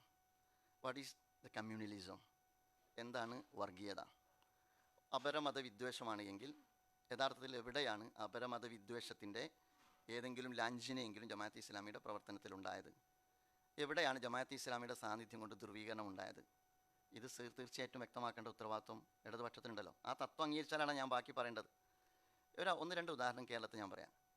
പാലക്കാട് 1991 സിറാജുന്നീസ വധിക്കപ്പെട്ട സന്ദർഭം ഉണ്ടായിട്ടുണ്ട്. മുരളി മനോഹർ ജോഷിയുടെ ഏകതാ യാത്രയോടനുബന്ധിച്ചുകൊണ്ട് ദൗർഭാഗ്യകരമെന്ന് പറയാവുന്ന ഒറ്റപ്പെട്ട കേരളത്തിലെ മുറിവാണ് മാറാട് പോലെ പാലക്കാട് സംഭവിച്ച വർഗീയ കലാപങ്ങൾ. സിറാജുന്നീസ വെടിയേറ്റ് വധിക്കപ്പെട്ടു. ആ സന്ദർഭത്തിൽ അവിടെ അങ്ങിങ്ങായി കലാപന്തരീക്ഷം രൂപപ്പെട്ടു. അന്ന് അവിടെ പലപ്പോഴും ആവർത്തിച്ച് ഓരോ ഡിസംബർ 6-നും തുടർച്ചയായിട്ട് 2-3 വർഷങ്ങളിൽ ഇത് ആവർത്തിച്ചപ്പോൾ നിങ്ങൾക്ക് ഏവർക്കും പരിചിതനായ വ്യക്തിത്വമാണ് ഷെയ്ഖ് മുഹമ്മദ് കാരക്കുന്ന് എന്ന് പറയുന്ന ജമാഅത്തെ ഇസ്ലാമിയുടെ നേതൃത്വത്തിലുള്ള ആൾ. അദ്ദേഹം പാലക്കാട് ചെന്നു. അവിടെയുള്ള എൻ്റെ സുഹൃത്ത് സുലൈമാൻ ഉൾപ്പെടെയുള്ള ആളുകൾ ചേർന്നു. എന്നിട്ട് ഒരുപാട് പൗരപ്രമുഖരെ കണ്ടു, പോലീസ് ഉദ്യോഗസ്ഥരെ കണ്ടു. എന്നിട്ട് ഇത് അവസാനം കുറിക്കണമെന്ന് തീരുമാനിച്ചു. 2 പതിറ്റാണ്ട് മുമ്പ് പാലക്കാട് സൗഹൃദ വേദി രൂപീകരിച്ചു. പ്രൊഫസർ മഹാദേവൻ പിള്ള എന്ന് പറയുന്ന അറിയപ്പെട്ട വ്യക്തിത്വം അതിൻ്റെ ആദ്യ ചെയർമാനായി വന്നു. ആ 2 പതിറ്റാണ്ട് ഇന്നും പാലക്കാട് ടൗണിൽ ആ സൗഹൃദ വേദി പ്രവർത്തിക്കുന്നുണ്ട്. അതിനുശേഷം അവിടെ അത്തരം കലാപത്തിൻ്റെ ലാഞ്ചന ഉണ്ടായിട്ടില്ല. അതിന് ഇനീഷ്യേറ്റ് ചെയ്ത് തന്നത് ഷെയ്ഖ് മുഹമ്മദ് കാരക്കുന്ന് എന്ന് പറയുന്ന വ്യക്തിത്വമാണ്. നമ്മൾ മനസ്സിലാക്കേണ്ട ഒരു കാര്യം, മാറാട് ഞാൻ നേരത്തെ പറഞ്ഞു, ഇത്തരം സന്ദർഭങ്ങളിലെല്ലാം നിങ്ങൾക്കറിയാം, നാദാപുരം കലാപം നടന്ന ഘട്ടത്തിൽ അവിടെ നമ്മുടെ തന്നെ ഒരു NGO ആണ് അവിടെ ചെന്നിട്ട് വസ്തുതാന്വേഷണ കമ്മീഷൻ എന്നുള്ള അർത്ഥത്തിൽ പഠിക്കുകയും ഗവൺമെൻറ്റിനോട് കമ്മ്യൂണിറ്റിയെ ചേർത്ത് നിർത്തുന്നതിന് ആവശ്യമായ നിർദ്ദേശങ്ങൾ കൊടുക്കുകയും ചെയ്തു. ഞാൻ അങ്ങനെ പറയുമ്പോൾ ഇനി കലാപത്തെക്കുറിച്ച് പറയാം. നമ്മൾ നാദാപുരം കലാപം കണ്ടതാണല്ലോ. ഞാൻ അവിടെ വിസിറ്റ് ചെയ്തിരുന്ന ആ സന്ദർഭത്തിൽ നാദാപുരം കലാപത്തിൽ എന്താണ് CPM ചെയ്തത്? ഒരു കലാപം കേരളത്തിൽ നടന്നിട്ടുണ്ടല്ലോ, ഒരു വധക്കേസുമായി ബന്ധപ്പെട്ടിട്ടാണ് അത് ഉണ്ടായത്. എങ്കിലും അതിൻ്റെ പരിഹാര നിയമം കയ്യിലെടുക്കലാണോ? 2012 TP ചന്ദ്രശേഖരൻ വധിക്കപ്പെട്ടത് 52 വെട്ട് വെട്ടിയിട്ട് അദ്ദേഹം വധിക്കപ്പെട്ടല്ലോ. ആ വധിക്കപ്പെട്ടതിന് ശേഷം സ്വന്തം സഖാവാൻ ആ വാഹനത്തിൻ്റെ പുറത്ത് മാഷാ അള്ളാ എന്ന് എഴുതി പതിച്ചത് എന്തിനാ? അത് സൃഷ്ടിക്കുന്ന കലാപത്തിൻ്റെ വിത്ത്, അത്രയും വലിയ കലാപ വിത്ത് ആരെങ്കിലും ഈ കേരളത്തിൽ പാകിയിട്ടുണ്ടോ? ഇടതുപക്ഷത്തിൻ്റെ പഴയ ശക്തമായ ഫാസിസ്റ്റ് വിരുദ്ധ സമീപനത്തെ അംഗീകരിക്കുന്ന ഒരാളാണ് ഞാൻ. ആ ഇടതുപക്ഷത്തിന് സംഭവിക്കുന്ന ഈ അപഭ്രംശം, ഈ വ്യതിചലനം എന്തുകൊണ്ടാണ് ചൂണ്ടിക്കാണിക്കപ്പെടാത്തത്? കലാപമാണ് എങ്കിൽ കലാപത്തിന് കോപ്പ് കൂട്ടി. നമ്മൾ മനസ്സിലാക്കേണ്ട ഒരു കാര്യം, പലപ്പോഴും നിയമം കയ്യിലെടുക്കുക എന്ന് പറയുന്നത് ജനാധിപത്യ സംവിധാനത്തിൽ ആരായാലും പാടില്ല എന്നല്ലേ. ഇവിടെ ഒരുപാട് കലാപങ്ങളുടെയും കൊലപാതകങ്ങളുടെയും രക്തത്തിൻ്റെ കറ പുരണ്ട, അതിനുവേണ്ടി കൊട്ടേഷൻ സംഘത്തെ വളർത്തിയ, അത്തരത്തിലുള്ള കൊടിസുനി ഉൾപ്പെടെയുള്ള ആളുകൾക്ക് സുഖവാസ സൗകര്യം ഒരുക്കുന്ന ഒരു രാഷ്ട്രീയ പ്രസ്ഥാനം ഇന്ന് വരെ ഏതെങ്കിലും ഒരു അപര സമൂഹത്തിൽപ്പെട്ടതോ സമുദായത്തിൽപ്പെട്ടതോ സ്വന്തം സമുദായത്തിൽപ്പെട്ടതോ ആയ ആളുകളുടെ രക്തത്തിൻ്റെ കറപുരളാത്ത, എവിടെയെങ്കിലും ധ്രുവീകരണ പ്രക്രിയയിൽ ഏതെങ്കിലും അർത്ഥത്തിൽ ഒരു പേര് പോലും പരാമർശിക്കാത്ത, ജനാധിപത്യപരമായും നിയമാനുസൃതമായും സഹവർത്തിത്വത്തോടെയും സാഹോദര്യത്തോടെയും ബഹുസ്വര സമൂഹവുമായി ഇണക്കിച്ചേർക്കുന്നതിന് വേണ്ടി നിരവധി പ്രവർത്തനങ്ങളും പദ്ധതികളും നടത്തുന്ന ജമാഅത്തെ ഇസ്ലാമിക്ക് നേരെ വളരെ നിരുത്തരവാദപരമായി എങ്ങനെയാണ് സ്റ്റേറ്റ്മെൻറ്റ് നടത്തുക? ഗവൺമെൻറ്റാണല്ലോ, ഇവരാണല്ലോ ഭരിക്കുന്നത്, അവർക്ക് കേസെടുക്കാമല്ലോ. ഒരു കേസ് ഏതെങ്കിലും ഒരു പോലീസ് സ്റ്റേഷനിൽ ഒരു കൊലക്കുറ്റത്തിൽ, ഞാൻ പറയുന്നത് ഇത് വളരെ അപകടകരമായ നീക്കമാണ് CPM ചെയ്യുന്നത്. പഞ്ചായത്ത് ഇലക്ഷന് ശേഷം അതിൻ്റെ പ്രബുദ്ധ കേരളം കൊടുത്തിരിക്കുന്ന മെസ്സേജിനെ തിരിച്ചറിഞ്ഞുകൊണ്ട് CPM തിരുത്താൻ സന്നദ്ധമാകുകയാണ് ചെയ്യേണ്ടത്. അതല്ല എങ്കിൽ CPM പരാജയപ്പെടുന്നു എന്നുള്ളതല്ല ഇതിൽ കാണുന്ന അപകടം, കേരളം പരാജയപ്പെടും എന്നുള്ളതാണ്.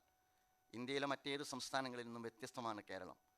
ഈ രാഷ്ട്രീയം അഥവാ ജമാഅത്തെ ഇസ്ലാമിയെ ടൂളാക്കി ഹൈന്ദവ വോട്ടിൻ്റെ കൺസോൾട്ടേഷൻ ഉറപ്പുവരുത്തി അതിന് പറ്റുന്ന രീതിയിൽ സാമുദായിക നേതാക്കന്മാരെ കയറൂരി വിട്ട് വിഷം ചീറ്റുന്ന പ്രഭാഷണങ്ങൾ നടത്തി കേരളത്തെ വർഗീയമായി വളരെ മോശമായൊരു കാലാവസ്ഥയിലേക്ക് തള്ളിവിടുന്ന ഈ സമീപനം ഇടതുപക്ഷത്തോടുള്ള ഗുണകാംക്ഷ മാത്രമല്ല, കേരളത്തോടുള്ള ഗുണകാംക്ഷ കൊണ്ടുകൂടിയാണ് പറയുന്നത്.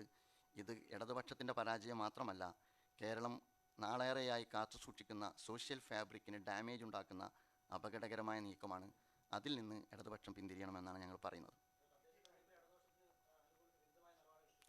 ഞാൻ നേരത്തെ അത് പറഞ്ഞിരുന്നു. ഇലക്ഷനുമായി ബന്ധപ്പെട്ട് 2011 വരെയാണ് ജമാഅത്തെ ഇസ്ലാമി ഇലക്ഷൻ വിഷയത്തിൽ ഇടപെടുകയും നിലപാടുകൾ സ്വീകരിക്കുകയും ചെയ്തു വരാറുണ്ടായിരുന്നത്. 2016 ശേഷം സ്വതന്ത്രമായ രാഷ്ട്രീയ പ്രസ്ഥാനം, മനുഷ്യാവകാശ പ്രവർത്തകരും സാമൂഹ്യ പ്രവർത്തകരും ജമാഅത്തെ ഇസ്ലാമി ഉൾപ്പെടെ മുൻകൈയെടുത്തുകൊണ്ട് ഒരു സ്വന്തം രാഷ്ട്രീയ പ്രസ്ഥാനം രൂപപ്പെട്ടു വന്നു. അത് രൂപപ്പെട്ടു വന്നതിന് ശേഷം ഇലക്ഷൻ വിഷയങ്ങളിൽ ജമാഅത്തെ ഇസ്ലാമി ഇടപെടുകയോ നിലപാട് സ്വീകരിക്കുകയോ ചെയ്യാറില്ല, ചെയ്തിട്ടുമില്ല. ആ ഇലക്ഷൻ വിഷയത്തിൽ നിലപാട് സ്വീകരിക്കുകയോ ചെയ്തിട്ട് അതുപോലെ തന്നെ ഇടപെടുകയോ ചെയ്താത്ത ജമാഅത്തെ ഇസ്ലാമിയാണ് ഇലക്ഷനിലെ പ്രധാനപ്പെട്ട വിഷയമായിട്ട് ചർച്ചയ്ക്ക് വെച്ചത് എന്നുള്ളതാണ് അതിൻ്റെ ഒരു പ്രശ്നം.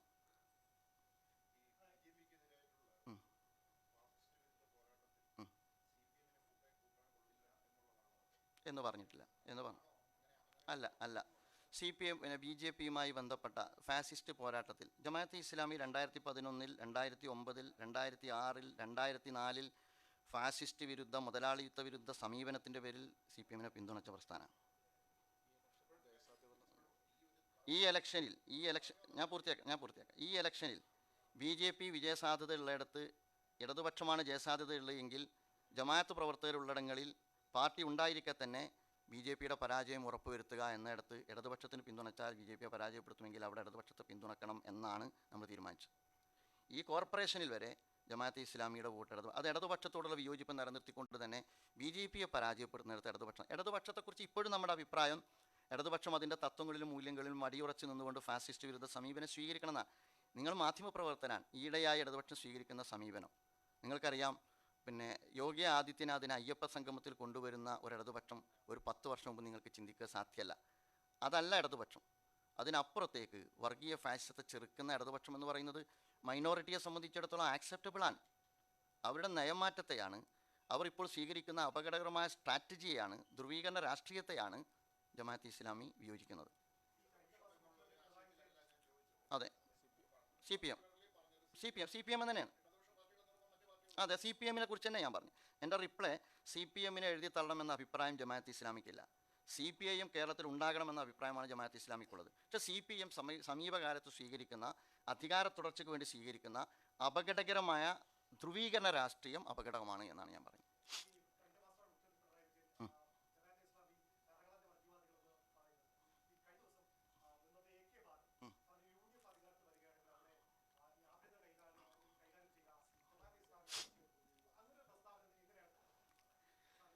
അതിനകത്ത് ഈ നാസി ജർമ്മനിയിൽ അഡോൾഫ് ഹിറ്റ്ലറെ അദ്ദേഹത്തിൻ്റെ വംശഹത്യക്ക് മണ്ണൊരുക്കിയത് കളവ് പറഞ്ഞ് കളമൊരുക്കിയ ഗീബൽസാണ്. സഖാവ് പിന്നെ ബാലനെ പോലുള്ള ആളുകൾ കേരളത്തിലെ അഭിനവ ഗീബൽസ് ആകരുത് എന്നാണ് ഞാൻ പറയാം. അതാണ് ഇപ്പോൾ അദ്ദേഹം ചെയ്തുകൊണ്ടിരിക്കുന്നത്. മാത്രമല്ല, മാറാട് എന്ന് പറയുന്നത് മലയാളി മറക്കാൻ ആഗ്രഹിച്ച കറുത്ത അധ്യായമാണ്. മാറാട് എന്ന് പറയുന്നത് കേരളത്തിന് ഏറ്റവും മുറിവാണ്. ആ മാറാട് കേരളത്തിൽ BJP പോലും രാഷ്ട്രീയ ആയുധമാക്കാത്ത ഒരു സാഹചര്യത്തിൽ CPM മാറാടിനെ രാഷ്ട്രീയ ആയുധമാക്കുന്നു, ആ പഴയ മുറിവിൽ വീണ്ടും മുളക് തേക്കുന്നു എന്ന് പറയുന്നത് അത്യന്തം അപകടവും ക്രൂരവുമായ ചെയ്തി CPMൻ്റെ ഭാഗത്ത് നിന്ന് സമുന്നതനായ ഒരു നേതാവ് നിർവഹിക്കുന്നു എന്നുള്ളതാണ്. അതുകൊണ്ട് ഞാൻ പറയുക, അദ്ദേഹം മലയാളികളോട് മാപ്പ് പറയണം, പാലക്കാടുള്ള ജനങ്ങളോട് മാപ്പ് പറയണം. അദ്ദേഹം പാലക്കാട്ടുകാരനും കൂടിയാണ്. മാത്രമല്ല, അദ്ദേഹം എന്താ പറഞ്ഞത്, 2 കലാപത്തിന് നേതൃത്വം കൊടുക്കുന്നു എന്ന് കൂടി അദ്ദേഹം പറഞ്ഞു. പാലക്കാട് ഇൻ്റലിജൻസ് വൃത്തം അദ്ദേഹത്തിന് എങ്ങനെയാണ് ആ വിവരം കിട്ടുന്നത് എന്ന് എനിക്കറിഞ്ഞൂടാ. ഭരണം അവരുടെ കയ്യിലല്ലേ, അതിൻ്റെ തെളിവ് അദ്ദേഹം പറയണ്ടേ. പാലക്കാട് ചെയ്ത കാര്യമാണ് ഞാൻ നേരത്തെ പറഞ്ഞ സൗഹൃദവേദി എന്ന് പറയുന്നത്. അപ്പോൾ ഞാൻ പറഞ്ഞു വരുന്നത്, അത്യന്തം അപകടകരമായ സ്റ്റേറ്റ്മെൻറ്റാണ്. ഒരു ഭാഗത്ത് വെള്ളാപ്പള്ളിയെ പുറത്ത് നിർത്തിയിട്ടും അകത്ത് AK ബാലനെ അകത്ത് നിർത്തിയിട്ടും വർഗീയ വിഷം ചീറ്റുന്ന ഇത്തരം സ്റ്റേറ്റ്മെൻറ്റുകൾ വരുന്നത് പ്രബുദ്ധ കേരളം വളരെ വകതിരിവോടുകൂടി വിവേകത്തോടുകൂടി തിരിച്ചറിയും എന്ന് മനസ്സിലാക്കാൻ സാധാരണ നമ്മൾ പറയാറുണ്ടല്ലോ, വിവേകമുള്ള ആരും ആ പ്രസ്ഥാനത്തിൽ ഇനിയും ഇല്ലേ എന്ന് ചോദിക്കാൻ ഞാൻ ആഗ്രഹിക്കുകയാണ്. ഉണ്ടെങ്കിൽ അത് കറക്റ്റ് ചെയ്യണം, അല്ലെങ്കിൽ അത് കേരളത്തിന് ദോഷമേ വരുത്തൂ. ജമാഅത്തെ ഇസ്ലാമിയെ CPM എത്ര വേണേലും വിമർശിച്ചോട്ടെ, ഒരു പ്രശ്നമില്ല. പക്ഷേ കേരളത്തിൽ വർഗീയ ധ്രുവീകരണം സൃഷ്ടിക്കുന്ന മാറാട് പോലുള്ള കേരളവും മലയാളിയും മറന്ന അപകടകരമായ ദുരന്തം എന്ന് നമ്മൾ വിലയിരുത്തിയ സംഭവത്തെ വീണ്ടും മലയാളി മനസ്സിലേക്ക് കൊണ്ടുവന്ന് കേരളത്തെ വീണ്ടും വർഗീയമായ പോർക്കളം തീർക്കുന്നിടത്ത് CPM എന്തായാലും കരുവാകരുത്, അല്ലെങ്കിൽ അത് ഉന്നയിക്കരുത് എന്നാണ് പറയാനുള്ളത്. എങ്ങനെ?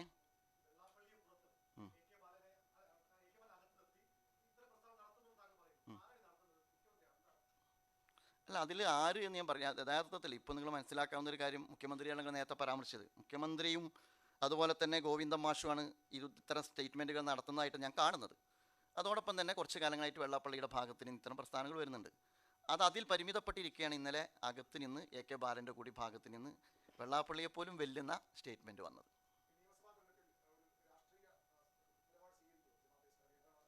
ഞാൻ നേരത്തെ പറഞ്ഞതിൻ്റെ തുടർച്ച തന്നെയാണ്. അത് പാർട്ടിയാണ് സ്വീകരിക്കുക. അതിനെക്കുറിച്ച് ഞാൻ പറഞ്ഞല്ലോ. ജമാഅത്തെ ഇസ്ലാമി ഉൾപ്പെടെയുള്ള സ്വതന്ത്രരായ സാമൂഹ്യ രംഗത്തുള്ള മനുഷ്യാവകാശ പ്രവർത്തകരുള്ള ഇതര മതവിഭാഗത്തിൽപ്പെട്ട ആളുകൾ തന്നെ നേതൃത്വത്തിലും താഴെത്തലത്തിലുള്ള ജമാഅത്ത് പ്രവർത്തകരുമുള്ള ഒരു പ്രസ്ഥാനമാണ്. അത് സ്വതന്ത്ര പ്രസ്ഥാനമാണ്. അവരാണ് കൂടിയിരുന്ന് തീരുമാനമെടുക്കുക. ജമാഅത്തെ ഇസ്ലാമി സവിശേഷമായി നിയമസഭാ തെരഞ്ഞെടുപ്പിൽ നിലപാട് സ്വീകരിക്കൂല.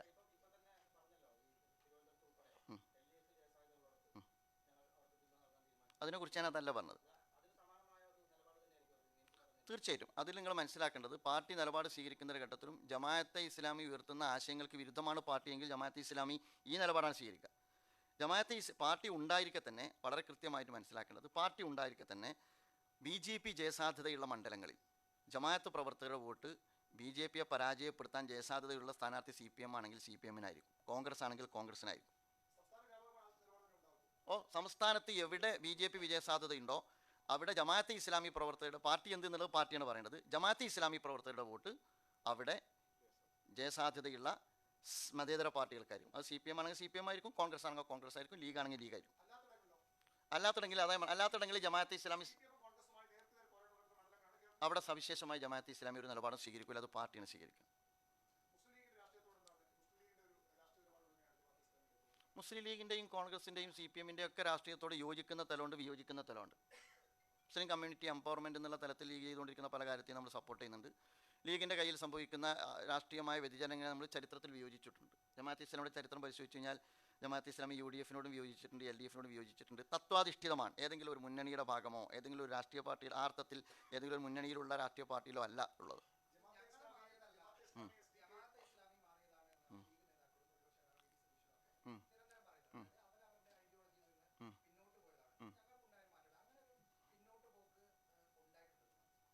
ജമാഅത്തെ ഇസ്ലാമി മുന്നോട്ടല്ലേ പോണത് റൈസ്. ജമാഅത്തെ ഇസ്ലാമിയെ സംബന്ധിച്ചിടത്തോളം ജമാഅത്തെ ഇസ്ലാമി 7 പതിറ്റാണ്ടിൻ്റെ ജമാഅത്തെ ഇസ്ലാമിയുടെ ചരിത്രത്തിൽ ഒരുപാട് പുരോഗമനപരമായ ചുവടുവെപ്പുകൾ വെച്ച് ജനാധിപത്യ പ്രക്രിയയിൽ ഇടപെട്ട് ഒരുപാട് മുന്നോട്ട് പോയ പ്രസ്ഥാനമാണ് ജമാഅത്ത് ഇസ്ലാമി. കഴിഞ്ഞ ഇലക്ഷനിൽ ഇന്ത്യാ തലത്തിൽ, ദേശീയ തലത്തിൽ പിന്നെ BJPയുടെ പരാജയം ഉറപ്പുവരുത്തുന്നതിന് വേണ്ടി ദേശീയ തലത്തിൽ NGOകളുമായി സഹകരിച്ച് മുസ്ലിം കമ്മ്യൂണിറ്റിയുടെ കോർഡിനേഷൻ ഉറപ്പുവരുത്തി, മുസ്ലിം വോട്ട് ശൈഥില്യത്തിലേക്ക് പോകാതിരിക്കാനുള്ള മുസ്ലിം കോർഡിനേഷൻ നിർവഹിച്ച് ഓരോ സംസ്ഥാനങ്ങളിലും ഇപ്പോൾ UPയിൽ UPDF, പിന്നെ മധ്യപ്രദേശിൽ MPDF, പിന്നെ കർണാടകയിൽ എത്തേളു കർണാടക തുടങ്ങിയുള്ള ഒരുപാട് പൊതുവേദികൾ രൂപീകരിച്ച് ദേശീയ തലത്തിൽ BJPയുടെ പിന്നെ വരവ് തടയിടാനും അതുപോലെ തന്നെ മുസ്ലിം വോട്ടിൻ്റെ ശിഥിലീകരണത്തെ തടയിടാനും വർക്ക് ചെയ്തൊരു പ്രസ്ഥാനമാണ് ജമാഅത്ത് ഇസ്ലാമി. അവരോട് ചോദിക്കണ്ടേ?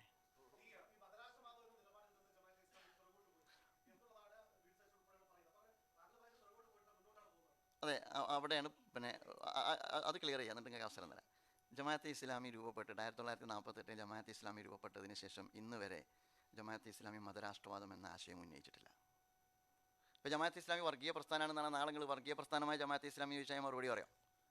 ജമാഅത്തെ ഇസ്ലാമി കമ്മ്യൂണിറ്റിക്ക് മേലെ ഒരുപാട് ചാപ്പ ചാർത്തുന്നില്ലേ? ജമാഅത്തെ ഇസ്ലാമി അവിടെ നിൽക്കട്ടെ, എക്സ്ട്രീമിസ്റ്റ് ചാപ്പ, അതുപോലെ തന്നെ കമ്മ്യൂണിസ്റ്റ് ചാപ്പ, ടെററിസ്റ്റ് ചാപ്പ, അതെല്ലാം ഒരു സംഘടന ഏറ്റെടുക്കണം എന്ന് പറഞ്ഞാൽ നടക്കും. അപ്പോൾ ജമാഅത്തെ ഇസ്ലാമിയെ സംബന്ധിച്ചിടത്തോളം ജമാഅത്തെ ഇസ്ലാമി രൂപം കൊണ്ട അന്ന് മുതൽ ഇന്ന് വരെ അത് ഒരിക്കലും അതിൻ്റെ പ്രവർത്തനത്തിൽ മതരാഷ്ട്രവാദം അത് റേസ് ചെയ്തിട്ടില്ല. തിയോക്രാറ്റിക് സ്റ്റേറ്റ് എന്ന് പറയുന്നത് ജമാഅത്തെ ഇസ്ലാമിയുടെ ലക്ഷ്യമല്ല.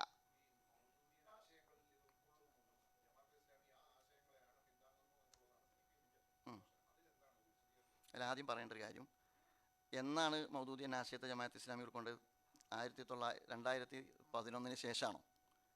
2004 2006 2009 2011 ബന്ധം തന്നെയാണ് സയ്യിദ് മൗദൂദിയായിട്ട് ജമാഅത്ത് ഇസ്ലാമിക്കുള്ളത്. ഒരു മൂവ്മെൻറ്റിന് ഒരു രൂപീകരണ പശ്ചാത്തലം ഉണ്ടാവും. ജമാഅത്തെ ഇസ്ലാമി രൂപീകരിച്ചത് സയ്യിദ് മൗദൂദിയാണ്. അദ്ദേഹം ഒരു പണ്ഡിതനാണ്. അദ്ദേഹം ഏതെങ്കിലും ഒരു ഘട്ടത്തിൽ ജനാധിപത്യ വിരുദ്ധമായൊരു സമീപനം അദ്ദേഹം സ്വീകരിച്ചതായിട്ട് എൻ്റെ അറിവിലില്ല. മാത്രമല്ല അത്തരം ആഹ്വാനം ചെയ്തിട്ടില്ല. അത്തരം പല ഇഷ്യൂസിലും അദ്ദേഹം ജനാധിപത്യത്തിൻ്റെയും സമാധാനത്തിൻ്റെയും വഴി സജസ്റ്റ് ചെയ്തൊരു വ്യക്തിത്വം കൂടിയാണ്. ഇന്ത്യ വിഭജിക്കപ്പെട്ടപ്പോൾ ഇന്ത്യ വിഭജനത്തോട് വിയോജിപ്പ് പ്രകടിപ്പിച്ചൊരു വ്യക്തിത്വം കൂടിയാണ്. അതവിടെ നിൽക്കട്ടെ. പക്ഷേ ജമാഅത്തെ ഇസ്ലാമിയെ സംബന്ധിച്ചിടത്തോളം അതിൻ്റെ നയനിലപാടുകൾ സ്വീകരിക്കുന്നത് ഖുർആൻ്റെയും തിരുചര്യയുടെയും അടിസ്ഥാനത്തിലാണ്. ആ ഖുർആനിൻ്റെയും തിരുചര്യയുടെയും അടിസ്ഥാനത്തിൽ നാളിതുവരെ സ്വീകരിച്ച അതിൻ്റെ സമീപനം എന്ന് പറയുന്നത് നേരത്തെ സൂചിപ്പിച്ചതുപോലെ കേരളീയ സമൂഹത്തോടും ഇന്ത്യൻ ജനവിഭാഗത്തോടും ചേർന്നുകൊണ്ടുള്ള പ്രവർത്തനം. നിങ്ങൾ ഈ പറയുന്ന പ്രഖ്യാപനവും തത്വമൊക്കെ മാറ്റി വെച്ചോളി. അങ്ങനെയാണ് ഉള്ളടക്കുന്നുണ്ടെങ്കിൽ ഏറെ പതിറ്റാണ്ട് കൊണ്ട് 24 സംസ്ഥാനം, കേരളം, നിങ്ങളൊക്കെ ഇടയിലാണ് നമ്മളൊക്കെ ജീവിക്കുന്നത്. നമ്മൾ മുന്നോട്ട് വെക്കുന്ന ആശയങ്ങൾ മുസ്ലിം കമ്മ്യൂണിറ്റിയെ തന്നെ നിങ്ങൾ എടുത്ത് നോക്കുക. ഓർഗനൈസ്ഡ് അല്ലെങ്കിൽ സംഘടനാ ഓറിയൻറ്റഡ് ആണ് പല മുസ്ലിം സംഘടനകളും വർക്ക് ചെയ്തുകൊണ്ടിരിക്കുന്നത്. നമ്മുടെ എല്ലാം സൊസൈറ്റി ഓറിയൻറ്റഡാണ്. നമ്മുടെ എഡ്യൂക്കേഷൻ, നമ്മുടെ പിന്നെ മീഡിയ രംഗത്തുള്ള ഇടപെടലുകൾ, അതുപോലെ തന്നെ നമ്മുടെ ചാരിറ്റി പ്രവർത്തനങ്ങൾ. നിങ്ങൾ ചുരൽമല അന്വേഷിച്ചു, ആരാണ് അതിൻ്റെ ഗുണഭോക്താക്കൾ? 2000 പീപ്പിൾസ് വില്ലേജിൽ 2000-ഓളം വീട് നമ്മൾ പ്രവർത്തിച്ചിട്ടുണ്ട് കേരളത്തിൽ. 2000-ഓളം വീട്. അതിങ്ങനെ തൊട്ട് കാണിച്ചു തരാൻ പറ്റും.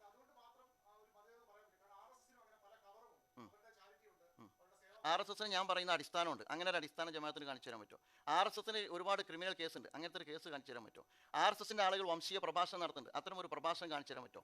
RSSൻ്റെ ഭാഗത്ത് നിന്ന് വംശഹത്യയുടെ ഒരുപാട് ഉദാഹരണങ്ങളുണ്ട്. അത്തരം ഒരു ഉദാഹരണം കാണിച്ചു തരാൻ പറ്റുമോ? RSSൻ്റെ നേതൃത്വത്തിൽ മൊബിലിഞ്ചിങ് നടക്കുന്നുണ്ട്. അത്തരം ഒരു മൊബിലിഞ്ചിങ് പങ്കാളിയായി കാണിച്ചു തരാൻ പറ്റുമോ? RSS ഒരുപാട് കലാപത്തിൽ പങ്കാളിയായതായിട്ട് അന്വേഷണ കമ്മീഷൻ കണ്ടെത്തിയിട്ടുണ്ട്. അത്തരം ഒരു അന്വേഷണ കമ്മീഷനിൽ എവിടെയെങ്കിലും ജമാഅത്തെ ഇസ്ലാമിയുടെ ഒരു പ്രവർത്തകൻ്റെ ഒരു പരാമർശങ്ങളും കാണാൻ പറ്റും? അത് പറയുന്നവരോട് ചോദിക്കണം. അതുകൊണ്ടാണ് ഞാൻ പറയുന്നത്, ചാപ്പകുത്തലാണ് ഒരാളുടെ മേൽവിലാസമെങ്കിൽ മുസ്ലിം ലീഗ് വർഗീയ പ്രസ്ഥാനമാണോ? ചാപ്പകുത്തലാണ് ഒരാളുടെ മേൽവിലാസമെങ്കിൽ പിന്നെ സൂംബ ഡാൻസിനെ വിയോജിച്ചപ്പോൾ മതരാഷ്ട്രവാദി അല്ലെങ്കിൽ ഭീകരവാദി എന്ന് മുദ്രകുത്തപ്പെട്ട KNM വർഗീയ പ്രസ്ഥാനമാണോ? ചാപ്പകുത്തലാണ് ഒരാളുടെ മേൽവിലാസമെങ്കിൽ കേരളത്തിലെ മുസ്ലിം മൈനോറിറ്റി, ഇതിനകം മൈനോറിറ്റിയിൽ ഒരു സംഘടനയും CPM വെറുതെ വിട്ടില്ല. ഞാൻ പറയുന്നു, ശ്രീ P. ജയരാജൻ രചിച്ച ഏറ്റവും ലാസ്റ്റ് പ്രകാശനം ചെയ്ത പുസ്തകത്തിനകത്ത് നിന്ന് മുസ്ലിം സംഘടനകളിൽ കാന്തപുരം വിഭാഗം ഒരു സംഘടനയും വിട്ടിട്ടില്ല. ഒക്കെ തീവ്രവാദ പ്രവർത്തനങ്ങളുടെ പേര് അടയാളപ്പെടുത്താം. അതിൻ്റെ അർത്ഥം ചാപ്പ അതാണ് എങ്കിൽ അതാണോ ഒരു കമ്മ്യൂണിറ്റിയുടെ മേൽവിലാസം? ഈ സമീകരണത്തിൽ ആരെയാണ് ലളിതവൽക്കരിക്കുന്നത്? ഇന്ത്യയിൽ വംശീയത ഭരണകൂട രൂപം പൂണ്ട് ഇന്ത്യയുടെ ഭരണഘടനയെ തന്നെ അട്ടിമറിക്കുന്ന ഒരു ഘട്ടത്തിൽ ആ അട്ടിമറിക്കുന്ന വംശീയ ഭരണകൂടത്തെ അല്ലേ ഈ സമീകരണം കൊണ്ട് ലളിതവൽക്കരിക്കുന്നത്?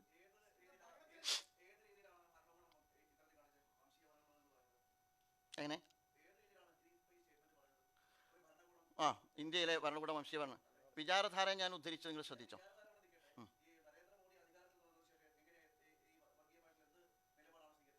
നിങ്ങൾ എവിടെ നിന്നാണ് സംസാരിക്കുന്നത് എനിക്ക് മനസ്സിലാകുന്നില്ല. കേരളം തന്നെ. ബാബരി മസ്ജിദിൻ്റെ ധ്വംസനത്തിന് ശേഷമുള്ള രാമക്ഷേത്രത്തിൻ്റെ നിർമ്മാണം നിങ്ങൾ ശ്രദ്ധിച്ചിട്ടുണ്ടാവും. അവിടെ നിന്ന് മൊബിലിഞ്ചി നിങ്ങൾ ശ്രദ്ധിച്ചിട്ടുണ്ടാവും. ഇന്ത്യയിൽ ഉടനീളം നടന്നുകൊണ്ടിരിക്കുന്ന കലാപങ്ങൾ ശ്രദ്ധിച്ചിട്ടുണ്ടാവും. ബുൾഡോസർ രാജ്യങ്ങൾ ശ്രദ്ധിക്കുന്നുണ്ടാവും. ഇതെല്ലാം ഒരു വംശത്തെ മുൻനിർത്തി ചെയ്തുകൊണ്ടിരിക്കുന്ന പണിയല്ലേ? നിങ്ങൾ മനസ്സിലാക്കേണ്ടത് NRC, മുത്തലാഖ്, NRC, UCC, ബുൾഡോസർ രാജ്, ഒരു മിനിറ്റ്, മണിപ്പൂർ കലാപം, ക്രൈസ്തവ കമ്മ്യൂണിറ്റിക്ക് നേരെ, ക്രൈസ്തവ മിഷണറിമാർക്ക് നേരെ നടന്നുകൊണ്ടിരിക്കുന്ന പ്രവർത്തനങ്ങൾ. എനിക്ക് തോന്നുന്നത് ഞാൻ വിശദീകരിച്ച് പ്രയാസപ്പെടേണ്ട ഒരു കാര്യം അതിനകത്തില്ല. നിങ്ങളുടെ ചോദ്യത്തെ ഞാനിവിടെ അക്കോമഡേറ്റ് ചെയ്യണത് കേരളീയ സമൂഹത്തിന് തുറന്നു കൊടുക്കുകയാണ്. അദ്ദേഹം ഒരു ചോദ്യം ചോദിക്കുന്നു, അല്ല കേരളീയ സമൂഹത്തോട് ഞാൻ പറയാം, അദ്ദേഹം ഒരു ചോദ്യം ചോദിക്കുന്നു, നരേന്ദ്രമോദി വംശീയത പറഞ്ഞതിന് തെളിവുണ്ടോ എന്ന്. മലയാളി തരും തെളിവ്.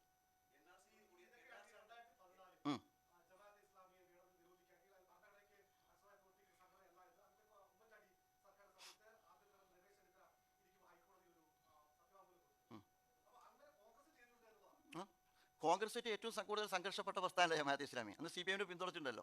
ബാബരി മസ്ജിദ്, അതാണ് ഞാൻ പറഞ്ഞത്, ജമാഅത്തെ ഇസ്ലാമി തത്വാധിഷ്ഠിതമാണ്. കോൺഗ്രസ് നാളെ തെറ്റിയതാ, കോൺഗ്രസിനോട് ഞങ്ങൾ വിയോജിക്കും. ബുൾഡോസർ രാജ് വന്നപ്പോൾ പ്രസ്ഥാനം ഇറക്കിയ ആളാണ് ഞാൻ. എവിടെ? കർണാടകയിൽ.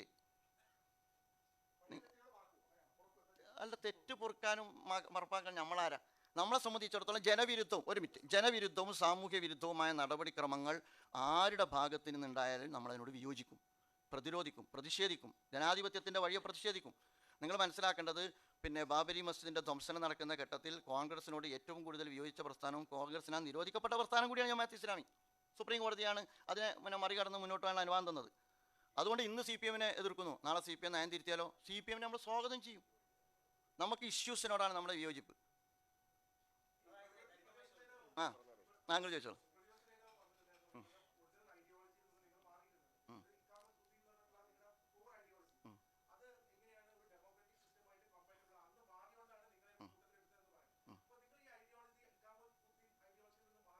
ഇല്ല, ഞാൻ പറയാം. ഇഖാമത്തുദ്ദീൻ എന്ന് പറഞ്ഞാൽ ദീനിനെ നിലനിർത്തുക എന്നാണ്. ദീൻ, ഒരു മിനിറ്റ് ഞാൻ പൂർത്തിയാക്കാം. ഇല്ല, ഒരു സോറിനുമില്ല. അതായത് ഇതെൻ്റെ കയ്യിൽ ഭരണഘടനയുണ്ട്. ഇഖാമത്തുദ്ദീൻ എന്ന് പറഞ്ഞാൽ ദീനെ നിലനിർത്തുക എന്നുള്ള. അത് നിലനിർത്തുന്നിടത്ത് സ്വീകരിക്കുന്ന വഴികളാണ് ഞാൻ നേരത്തെ പറഞ്ഞ 3 കാര്യം. എങ്ങനെയാണ് നിങ്ങൾ ദീനെ നിലനിർത്തേണ്ടത്? ഒന്ന്, ഖുർആനും തിരിചര്യയും അനുസരിച്ചായിരിക്കും. ഖുർആൻ അപരമതത്തെക്കുറിച്ച് കൊടുക്കുന്ന പരിഗണന നിങ്ങൾക്ക് കാണാൻ കഴിയും. മറ്റൊരു മതത്തിൻ്റെ ആരാധനാമൂർത്തികളെ നിങ്ങൾ വിമർശിക്കാൻ പോലും പാടില്ല എന്നാണ് തുടങ്ങുന്നത്. രണ്ടാമത്, ധാർമ്മിക വിശുദ്ധി പാലിക്കണം എന്നാണ്. മൂന്നാമത്, ജനാധിപത്യപരവും ക്രിയാത്മകവുമായിട്ടാണ് എന്നുള്ള. ഒരു മിനിറ്റ്, ഇനി നിങ്ങൾ പറയുന്നത് സുപ്രീം സോവറിറ്റിയെ ചോദ്യം ചെയ്യുന്നതാണ്. അങ്ങനത്തെ ഒരു എലമെൻറ്റ്, ഒരു വാചകം, ഒരു സ്റ്റേറ്റ്മെൻറ്റ്, ഞാനൊക്കെ ഒരു പ്രഭാഷണം ഉണ്ടാവില്ല. ഇഖാമത്തുദ്ദീൻ എന്നാണ് ദീനെ നിലനിർത്തുക എന്നുള്ള. നിങ്ങൾ മനസ്സിലാക്കേണ്ട ഒരു കാര്യം, ഇന്ത്യൻ ഭരണഘടന നവനാസ്തികത പ്രചരിപ്പിക്കാൻ സ്വാതന്ത്ര്യം തരുന്നുണ്ട്, അല്ലേ? മതം പ്രചരിപ്പിക്കാൻ സ്വാതന്ത്ര്യം തരുന്നുണ്ട്, മതം ഇല്ലാന്ന് പ്രചരിപ്പിക്കാൻ സ്വാതന്ത്ര്യം തരുന്നുണ്ട്. ഞങ്ങൾ അവരൊക്കെ ഉൾക്കൊള്ളുന്നു. നമ്മൾ പല വേദിയിലും മതവിരുദ്ധരുണ്ട്, നാസ്തികരുണ്ട്. രാജ്യത്തിൻ്റെ നിലവിലുള്ള സെക്യുലർ ഫാബ്രിക് നിലനിർത്താൻ വേണ്ടി മതമുള്ളവനും മതമില്ലാത്തവനും യുക്തിവാദിയും ഒക്കെ ഒരുമിക്കണം എന്നുള്ള അഭിപ്രായക്കാരനാണ്. അപ്പോൾ അതിൻ്റെ അർത്ഥം എന്ന് പറയുന്നത്, മതം പ്രചരിപ്പിക്കാൻ സ്വാതന്ത്ര്യമുള്ളതുപോലെ, അതുപോലെ തന്നെ ഈ മതവിരുദ്ധത പ്രചരിപ്പിക്കാൻ സ്വാതന്ത്ര്യമുള്ളതുപോലെ, യുക്തിവാദം പ്രചരിപ്പിക്കാൻ സ്വാതന്ത്ര്യമുള്ളതുപോലെ, ഇന്ത്യൻ ഭരണഘടന അനുവദിക്കുന്ന സ്വാതന്ത്ര്യത്തിനകത്ത് നിന്നുകൊണ്ട് ഇസ്ലാം എന്ന് പറയുന്ന ഐഡിയോളജിയെ സമാധാനപരമായി ജനങ്ങൾക്ക് മനസ്സിലാകുന്ന ഭാഷയിൽ എല്ലാ ബഹുസ്വര മൂല്യങ്ങളും പാലിച്ച് അപരമതത്തോട് ഒരു വിദ്വേഷവും പുലർത്താത്ത രീതിയിൽ അപരമതങ്ങളെ മാനിച്ചുകൊണ്ട് നടത്തുന്ന പ്രസ്ഥാനമാണ് ജമാഅത്തെ ഇസ്ലാമി. ഇല്ലെങ്കിൽ നിങ്ങൾക്ക് പറയാം.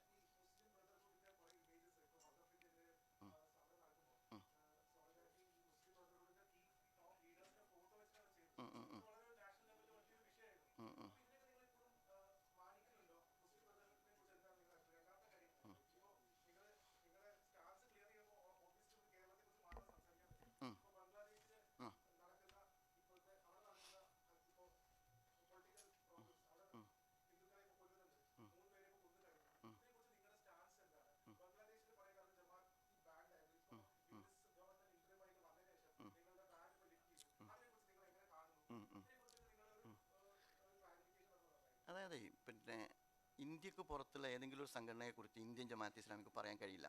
ഒരു മിനിറ്റ്. അതേസമയം ഇന്ത്യക്ക് പുറത്തുള്ള ഒരു സംഘടനയുടെ ഉത്തരവാദിത്വം ഇന്ത്യയിൽ ഒരു സംഘടനയ്ക്ക് ഏറ്റെടുക്കാൻ കഴിയില്ല. അതേസമയം ഇന്ത്യക്ക് പുറത്ത് ഏത് സംഘടനയുടെ ഭാഗത്തു നിന്ന് അന്യായം നടന്നാലും നമ്മൾ പ്രതികരിക്കും. വെനിസ്വലയോട് പ്രതികരിച്ചു എന്ന പോലെ തന്നെ ബംഗ്ലാദേശ് ഗവൺമെൻറ്റുമായി ബന്ധപ്പെട്ട മൈനോറിറ്റി അനുഭവിക്കുന്ന ഇഷ്യൂസിൽ ആദ്യം പ്രതികരിച്ചത് ഇന്ത്യൻ ജമാഅത്തെ ഇസ്ലാമിയുടെ കേരള അമീറാണ്.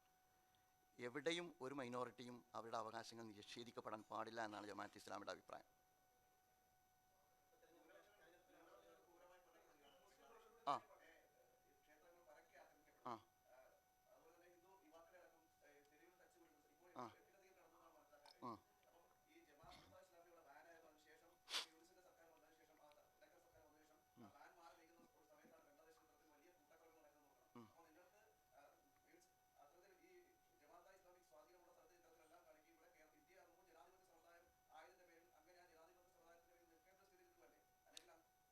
അങ്ങനെ ഒരു മിനിറ്റ്, ചിലപ്പോൾ നിങ്ങൾ മറ്റുള്ളവർക്കൊക്കെ കൊടുക്കുന്ന പ്രിവിലേജ് ഈ പാവം പ്രസ്ഥാനത്തിന് കൊടുത്താൽ നല്ലതാണ്. ഇപ്പോൾ കമ്മ്യൂണിസത്തിൽ നിന്നാണ് നെക്സലിസ്റ്റുകൾ അല്ലേ?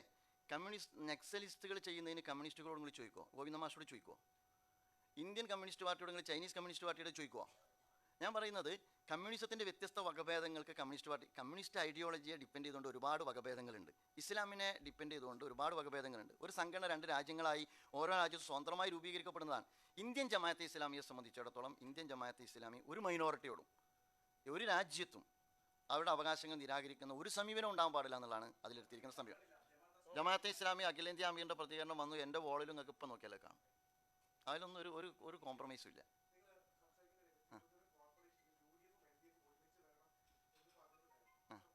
തിരുവനന്തപുരം എന്നല്ല, മൊത്തത്തിൽ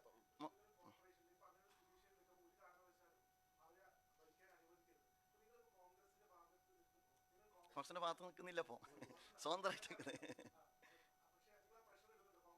അതായത് ഞാൻ തിരുവനന്തപുരം കോർപ്പറേഷനല്ല എൻ്റെ ഇഷ്യൂ. ഞാൻ പറയുന്നത്, ഞാൻ പൂർത്തിയാക്കാം. ഉദാഹരണം, കേരളത്തിൽ എവിടെയും ഇനിയിപ്പോൾ നിയമസഭ ഇലക്ഷൻ വരാൻ പോവാം. ഞാൻ പറയുന്നത് ഇന്ത്യ അലയൻസ് എന്ന് പറയുന്ന ഒരു ആശയത്തെ കേരളത്തിൽ അതിലെ 2 ഘടകകക്ഷികൾ പരസ്പരം രണ്ട് പക്ഷത്താണ് എന്നുള്ളത് കൊണ്ട് BJP കടന്നു വരുന്നതിനെ തടയിടുന്നിടത്ത് സമാന ചിന്താഗതിക്കാർ എന്നുള്ള അർത്ഥത്തിൽ യോജിക്കണം എന്നൊരു ആശയമാണ് ഞാൻ പറഞ്ഞത്. ആശയത്തെ നമ്മൾ UDF-നോടും പറയും, കോൺഗ്രസിനോടും പറയും, അത് നമുക്ക് ആരോടും പറയും. CPM-നോടും ഞാൻ ആവശ്യപ്പെടാൻ അല്ല, നമുക്ക് ആവശ്യപ്പെടാനല്ലേ പറ്റും. പറഞ്ഞിട്ടുണ്ട് 2 വിഭാഗം ഒരുമിച്ച് ചെയ്യണമെന്നാണ് നമ്മൾ ആവശ്യം.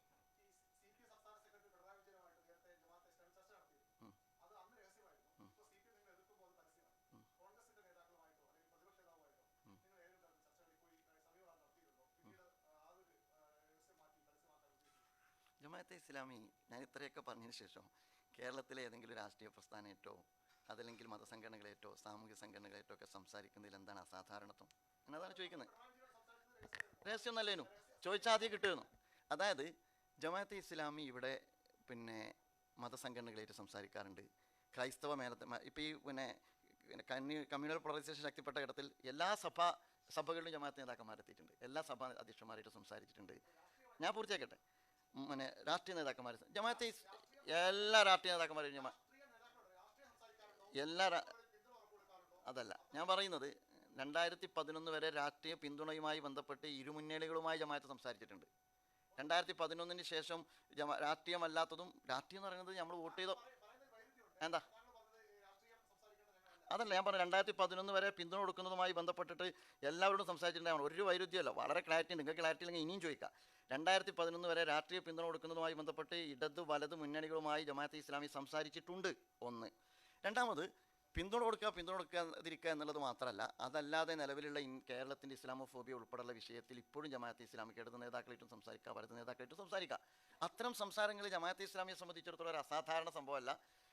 പിണറായി വിജയനായിട്ട് സംസാരിക്കുന്നതോ അല്ലെങ്കിൽ പ്രതിപക്ഷ നേതാവ് VD സതീശനായിട്ട് സംസാരിക്കുന്നതോ അപകടമോ അസാധാരണമോ അല്ല ജമാഅത്തെ ഇസ്ലാമി. അത് എല്ലാവരും ജമാഅത്തെ ഇസ്ലാമി സംസാരിക്കാറുണ്ട്. എല്ലാവരും സംസാരിക്കും. ഇപ്പം ആവശ്യമുണ്ടെങ്കിൽ ഇപ്പോൾ സംസാരിക്കും. അല്ല, ഇപ്പം ഈ ഇലക്ഷനുമായി ബന്ധപ്പെട്ട് സംസാരിക്കുന്നല്ല ഞാൻ പറയുന്നത്. ജമാഅത്തെ ഇസ്ലാമി സാമൂഹ്യ രാഷ്ട്രീയ പ്രശ്നങ്ങളിൽ ഇവിടെയുള്ള മതസാമൂഹ്യ നേതാക്കളുമായി സംസാരിക്കുന്നവരാണ്. ഇപ്പോഴത്തെ രാഷ്ട്രീയ അന്തരീക്ഷത്തിൽ വർഗീയ ദുർവ്യാപനത്തെ ചെറുക്കുന്നിടത്ത് എന്തെല്ലാം കോർഡിനേഷൻ നിർവഹിക്കാൻ പറ്റുമോ ഒരു സാമൂഹ്യ സംഘടന എന്നുള്ള അർത്ഥത്തിൽ അത്തരമൊരു സോഷ്യൽ എഞ്ചിനീയറിംഗിൽ ചെയ്യാവുന്നതൊക്കെ ചെയ്യും. CPM ന്യൂനപക്ഷ വിരുദ്ധ പ്രസ്ഥാനമാണ് എന്ന അഭിപ്രായമല്ല. പക്ഷേ CPM ഇപ്പോൾ സ്വീകരിച്ചുകൊണ്ടിരിക്കുന്ന സമീപനം ന്യൂനപക്ഷ വിരുദ്ധവും അതുപോലെ തന്നെ ധ്രുവീകരണ രാഷ്ട്രീയവുമാണ്. ഇപ്പോൾ സ്വീകരിക്കുന്ന നയത്തിൻ്റെ ബേസ് എന്താണെന്നുള്ളത് CPM-മാർക്കാണ് അറിയാതെ, അവരാണ് പരിശോധിക്കേണ്ടത്.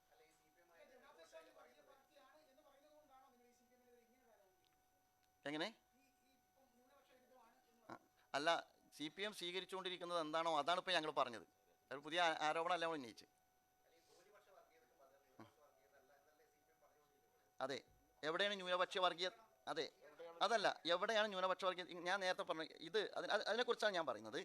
അതെ, ഞാൻ പറയുന്നത് ഈ വിചാരധാരയിൽ ഇത് രേഖപ്പെടുത്തി വെച്ച് വംശീയ ഉന്മൂലന പദ്ധതി നടപ്പാക്കിക്കൊണ്ടിരിക്കുന്ന നിയമനിർമ്മാണത്തിലൂടെയും നിയമം അനുശാസിക്കാത്തയിടത്ത് കോടതിയുടെ വിധി വരെ ലംഘിച്ചുകൊണ്ട് ബുൾഡോസർ രാജ്യം നടപ്പാക്കിക്കൊണ്ടിരിക്കുന്ന ഒരു സംഘപരിവാറിൻ്റെ അപ്പുറത്ത് മൈനോറിറ്റിയെ സമീകരിക്കുമ്പോൾ എവിടെയാണ് മൈനോറിറ്റി കമ്മ്യൂണലിസം കേരളത്തിലുള്ളത്? ആയിക്കോട്ടെ അങ്ങനെ എവിടെയാണ് കമ്മ്യൂണലിസം ഉള്ളത്? ഇതുപോലെ സമാനമായ സംഭവം എവിടെയാണ് മൈനോറിറ്റിയിലുള്ളത്? ഏതാ? ജമാഅത്തെ ഇസ്ലാമിയെ കുറിച്ചാണ് ഞാൻ പറഞ്ഞത്. അതെ, അത് ഞാൻ ജമാഅത്തെ ഇസ്ലാമിയാണ് അവർ പറയുന്നത്. അതെ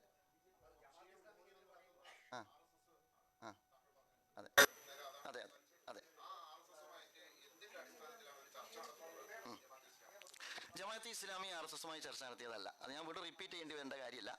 ജമാഅത്തെ ഇസ്ലാമി RSSുമായി ചർച്ച നടത്തിയതല്ല.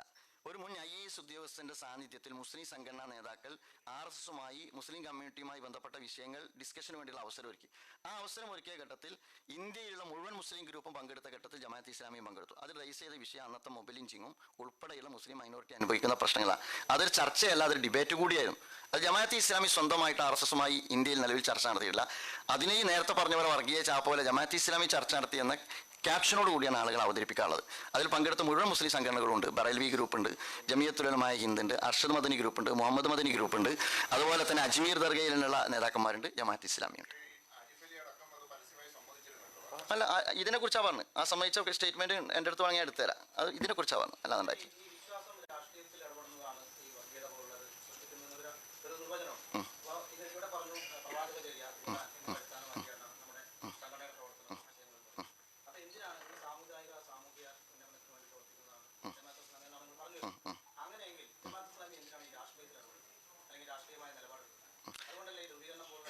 അതുകൊണ്ടാണ് ധ്രുവീകരണം ഉണ്ടാകുന്നത്. മതം ഇസ്ലാം എന്ന് പറയുന്നത്, ഇപ്പം ഇസ്ലാം എന്ന് പറയുന്നത് സ്വകാര്യ ജീവിതത്തിൽ, ഇപ്പം ഞാൻ നടക്കുന്ന ഇടത്തുനിന്ന് വഴിയിൽ നിന്ന് ഉപദ്രവം നീക്കണം, അത് ദീനാണ്, മതമാണ്. സാമ്പത്തിക രംഗത്ത് സക്കാത്ത് കൊടുക്കണം, അത് ദീനാണ്. അതുപോലെ തന്നെ സാമൂഹ്യ നീതിക്ക് വേണ്ടി നിലകൊള്ളണം, അത് ദീനാണ്. പരിസ്ഥിതി ആഘാതേൽപ്പിക്കാൻ പാടില്ല, പരിസ്ഥിതിയെ പരിഗണിക്കണം, ഖുർആനിൽ പറയുന്നുണ്ട്, അത് ദീനാണ്, മതമാണ്. അതുപോലെ തന്നെ മനുഷ്യാവകാശം പരിഹരിക്കണം, അത് ദീനാണ്. എങ്ങനെയാണ് സാമുദായികതയില്ലാതെ, കമ്മ്യൂണലിസം ഇല്ലാതെ ഈ ബഹുസ്വര സമൂഹത്തെ ഉൾക്കൊണ്ട് അവരുടെ മനുഷ്യാവകാശത്തിന് വേണ്ടിയിട്ടും അവരുടെ നീതിക്ക് വേണ്ടിയിട്ടും സംസാരിക്കുന്നത് വർഗീയമാവുക? അത് right or wrong my community എന്നതാണെങ്കിൽ അത് വർഗീയമാണ്. അതിന് ഞാനും എതിരാണ്. റൈറ്റ് അല്ലെങ്കിൽ എൻ്റെ കമ്മ്യൂണിറ്റിയെ ഞാൻ അംഗീകരിക്കൂല.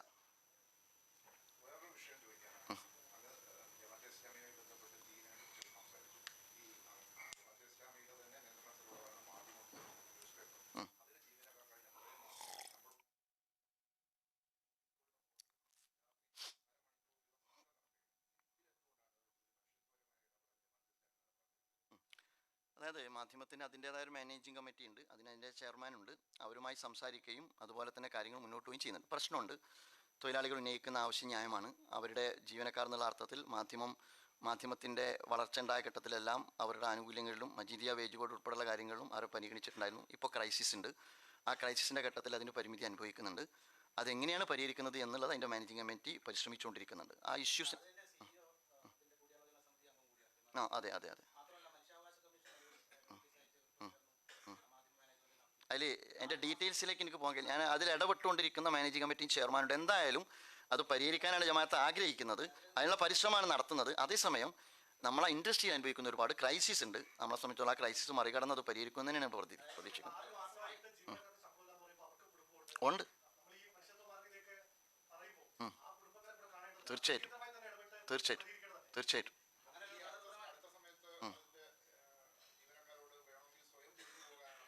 അതിൻ്റെ ഡീറ്റെയിൽസ് തീർച്ചയായിട്ടും തീർച്ചയായിട്ടും അതിനെക്കുറിച്ച് ധാരണയുണ്ട്, അതിനെ നമ്മൾ ശ്രദ്ധിക്കുന്നുണ്ട്. നോക്കാം, ഇപ്പോൾ അതിന് നിശ്ചയിക്കപ്പെട്ട ആളുകളുണ്ട്, അതിലത് പരിഹരിക്കപ്പെടാത്തൊരു ഘട്ടം വരികയാണെങ്കിൽ നമ്മളത് ശ്രദ്ധിക്കും. Okay, thank you.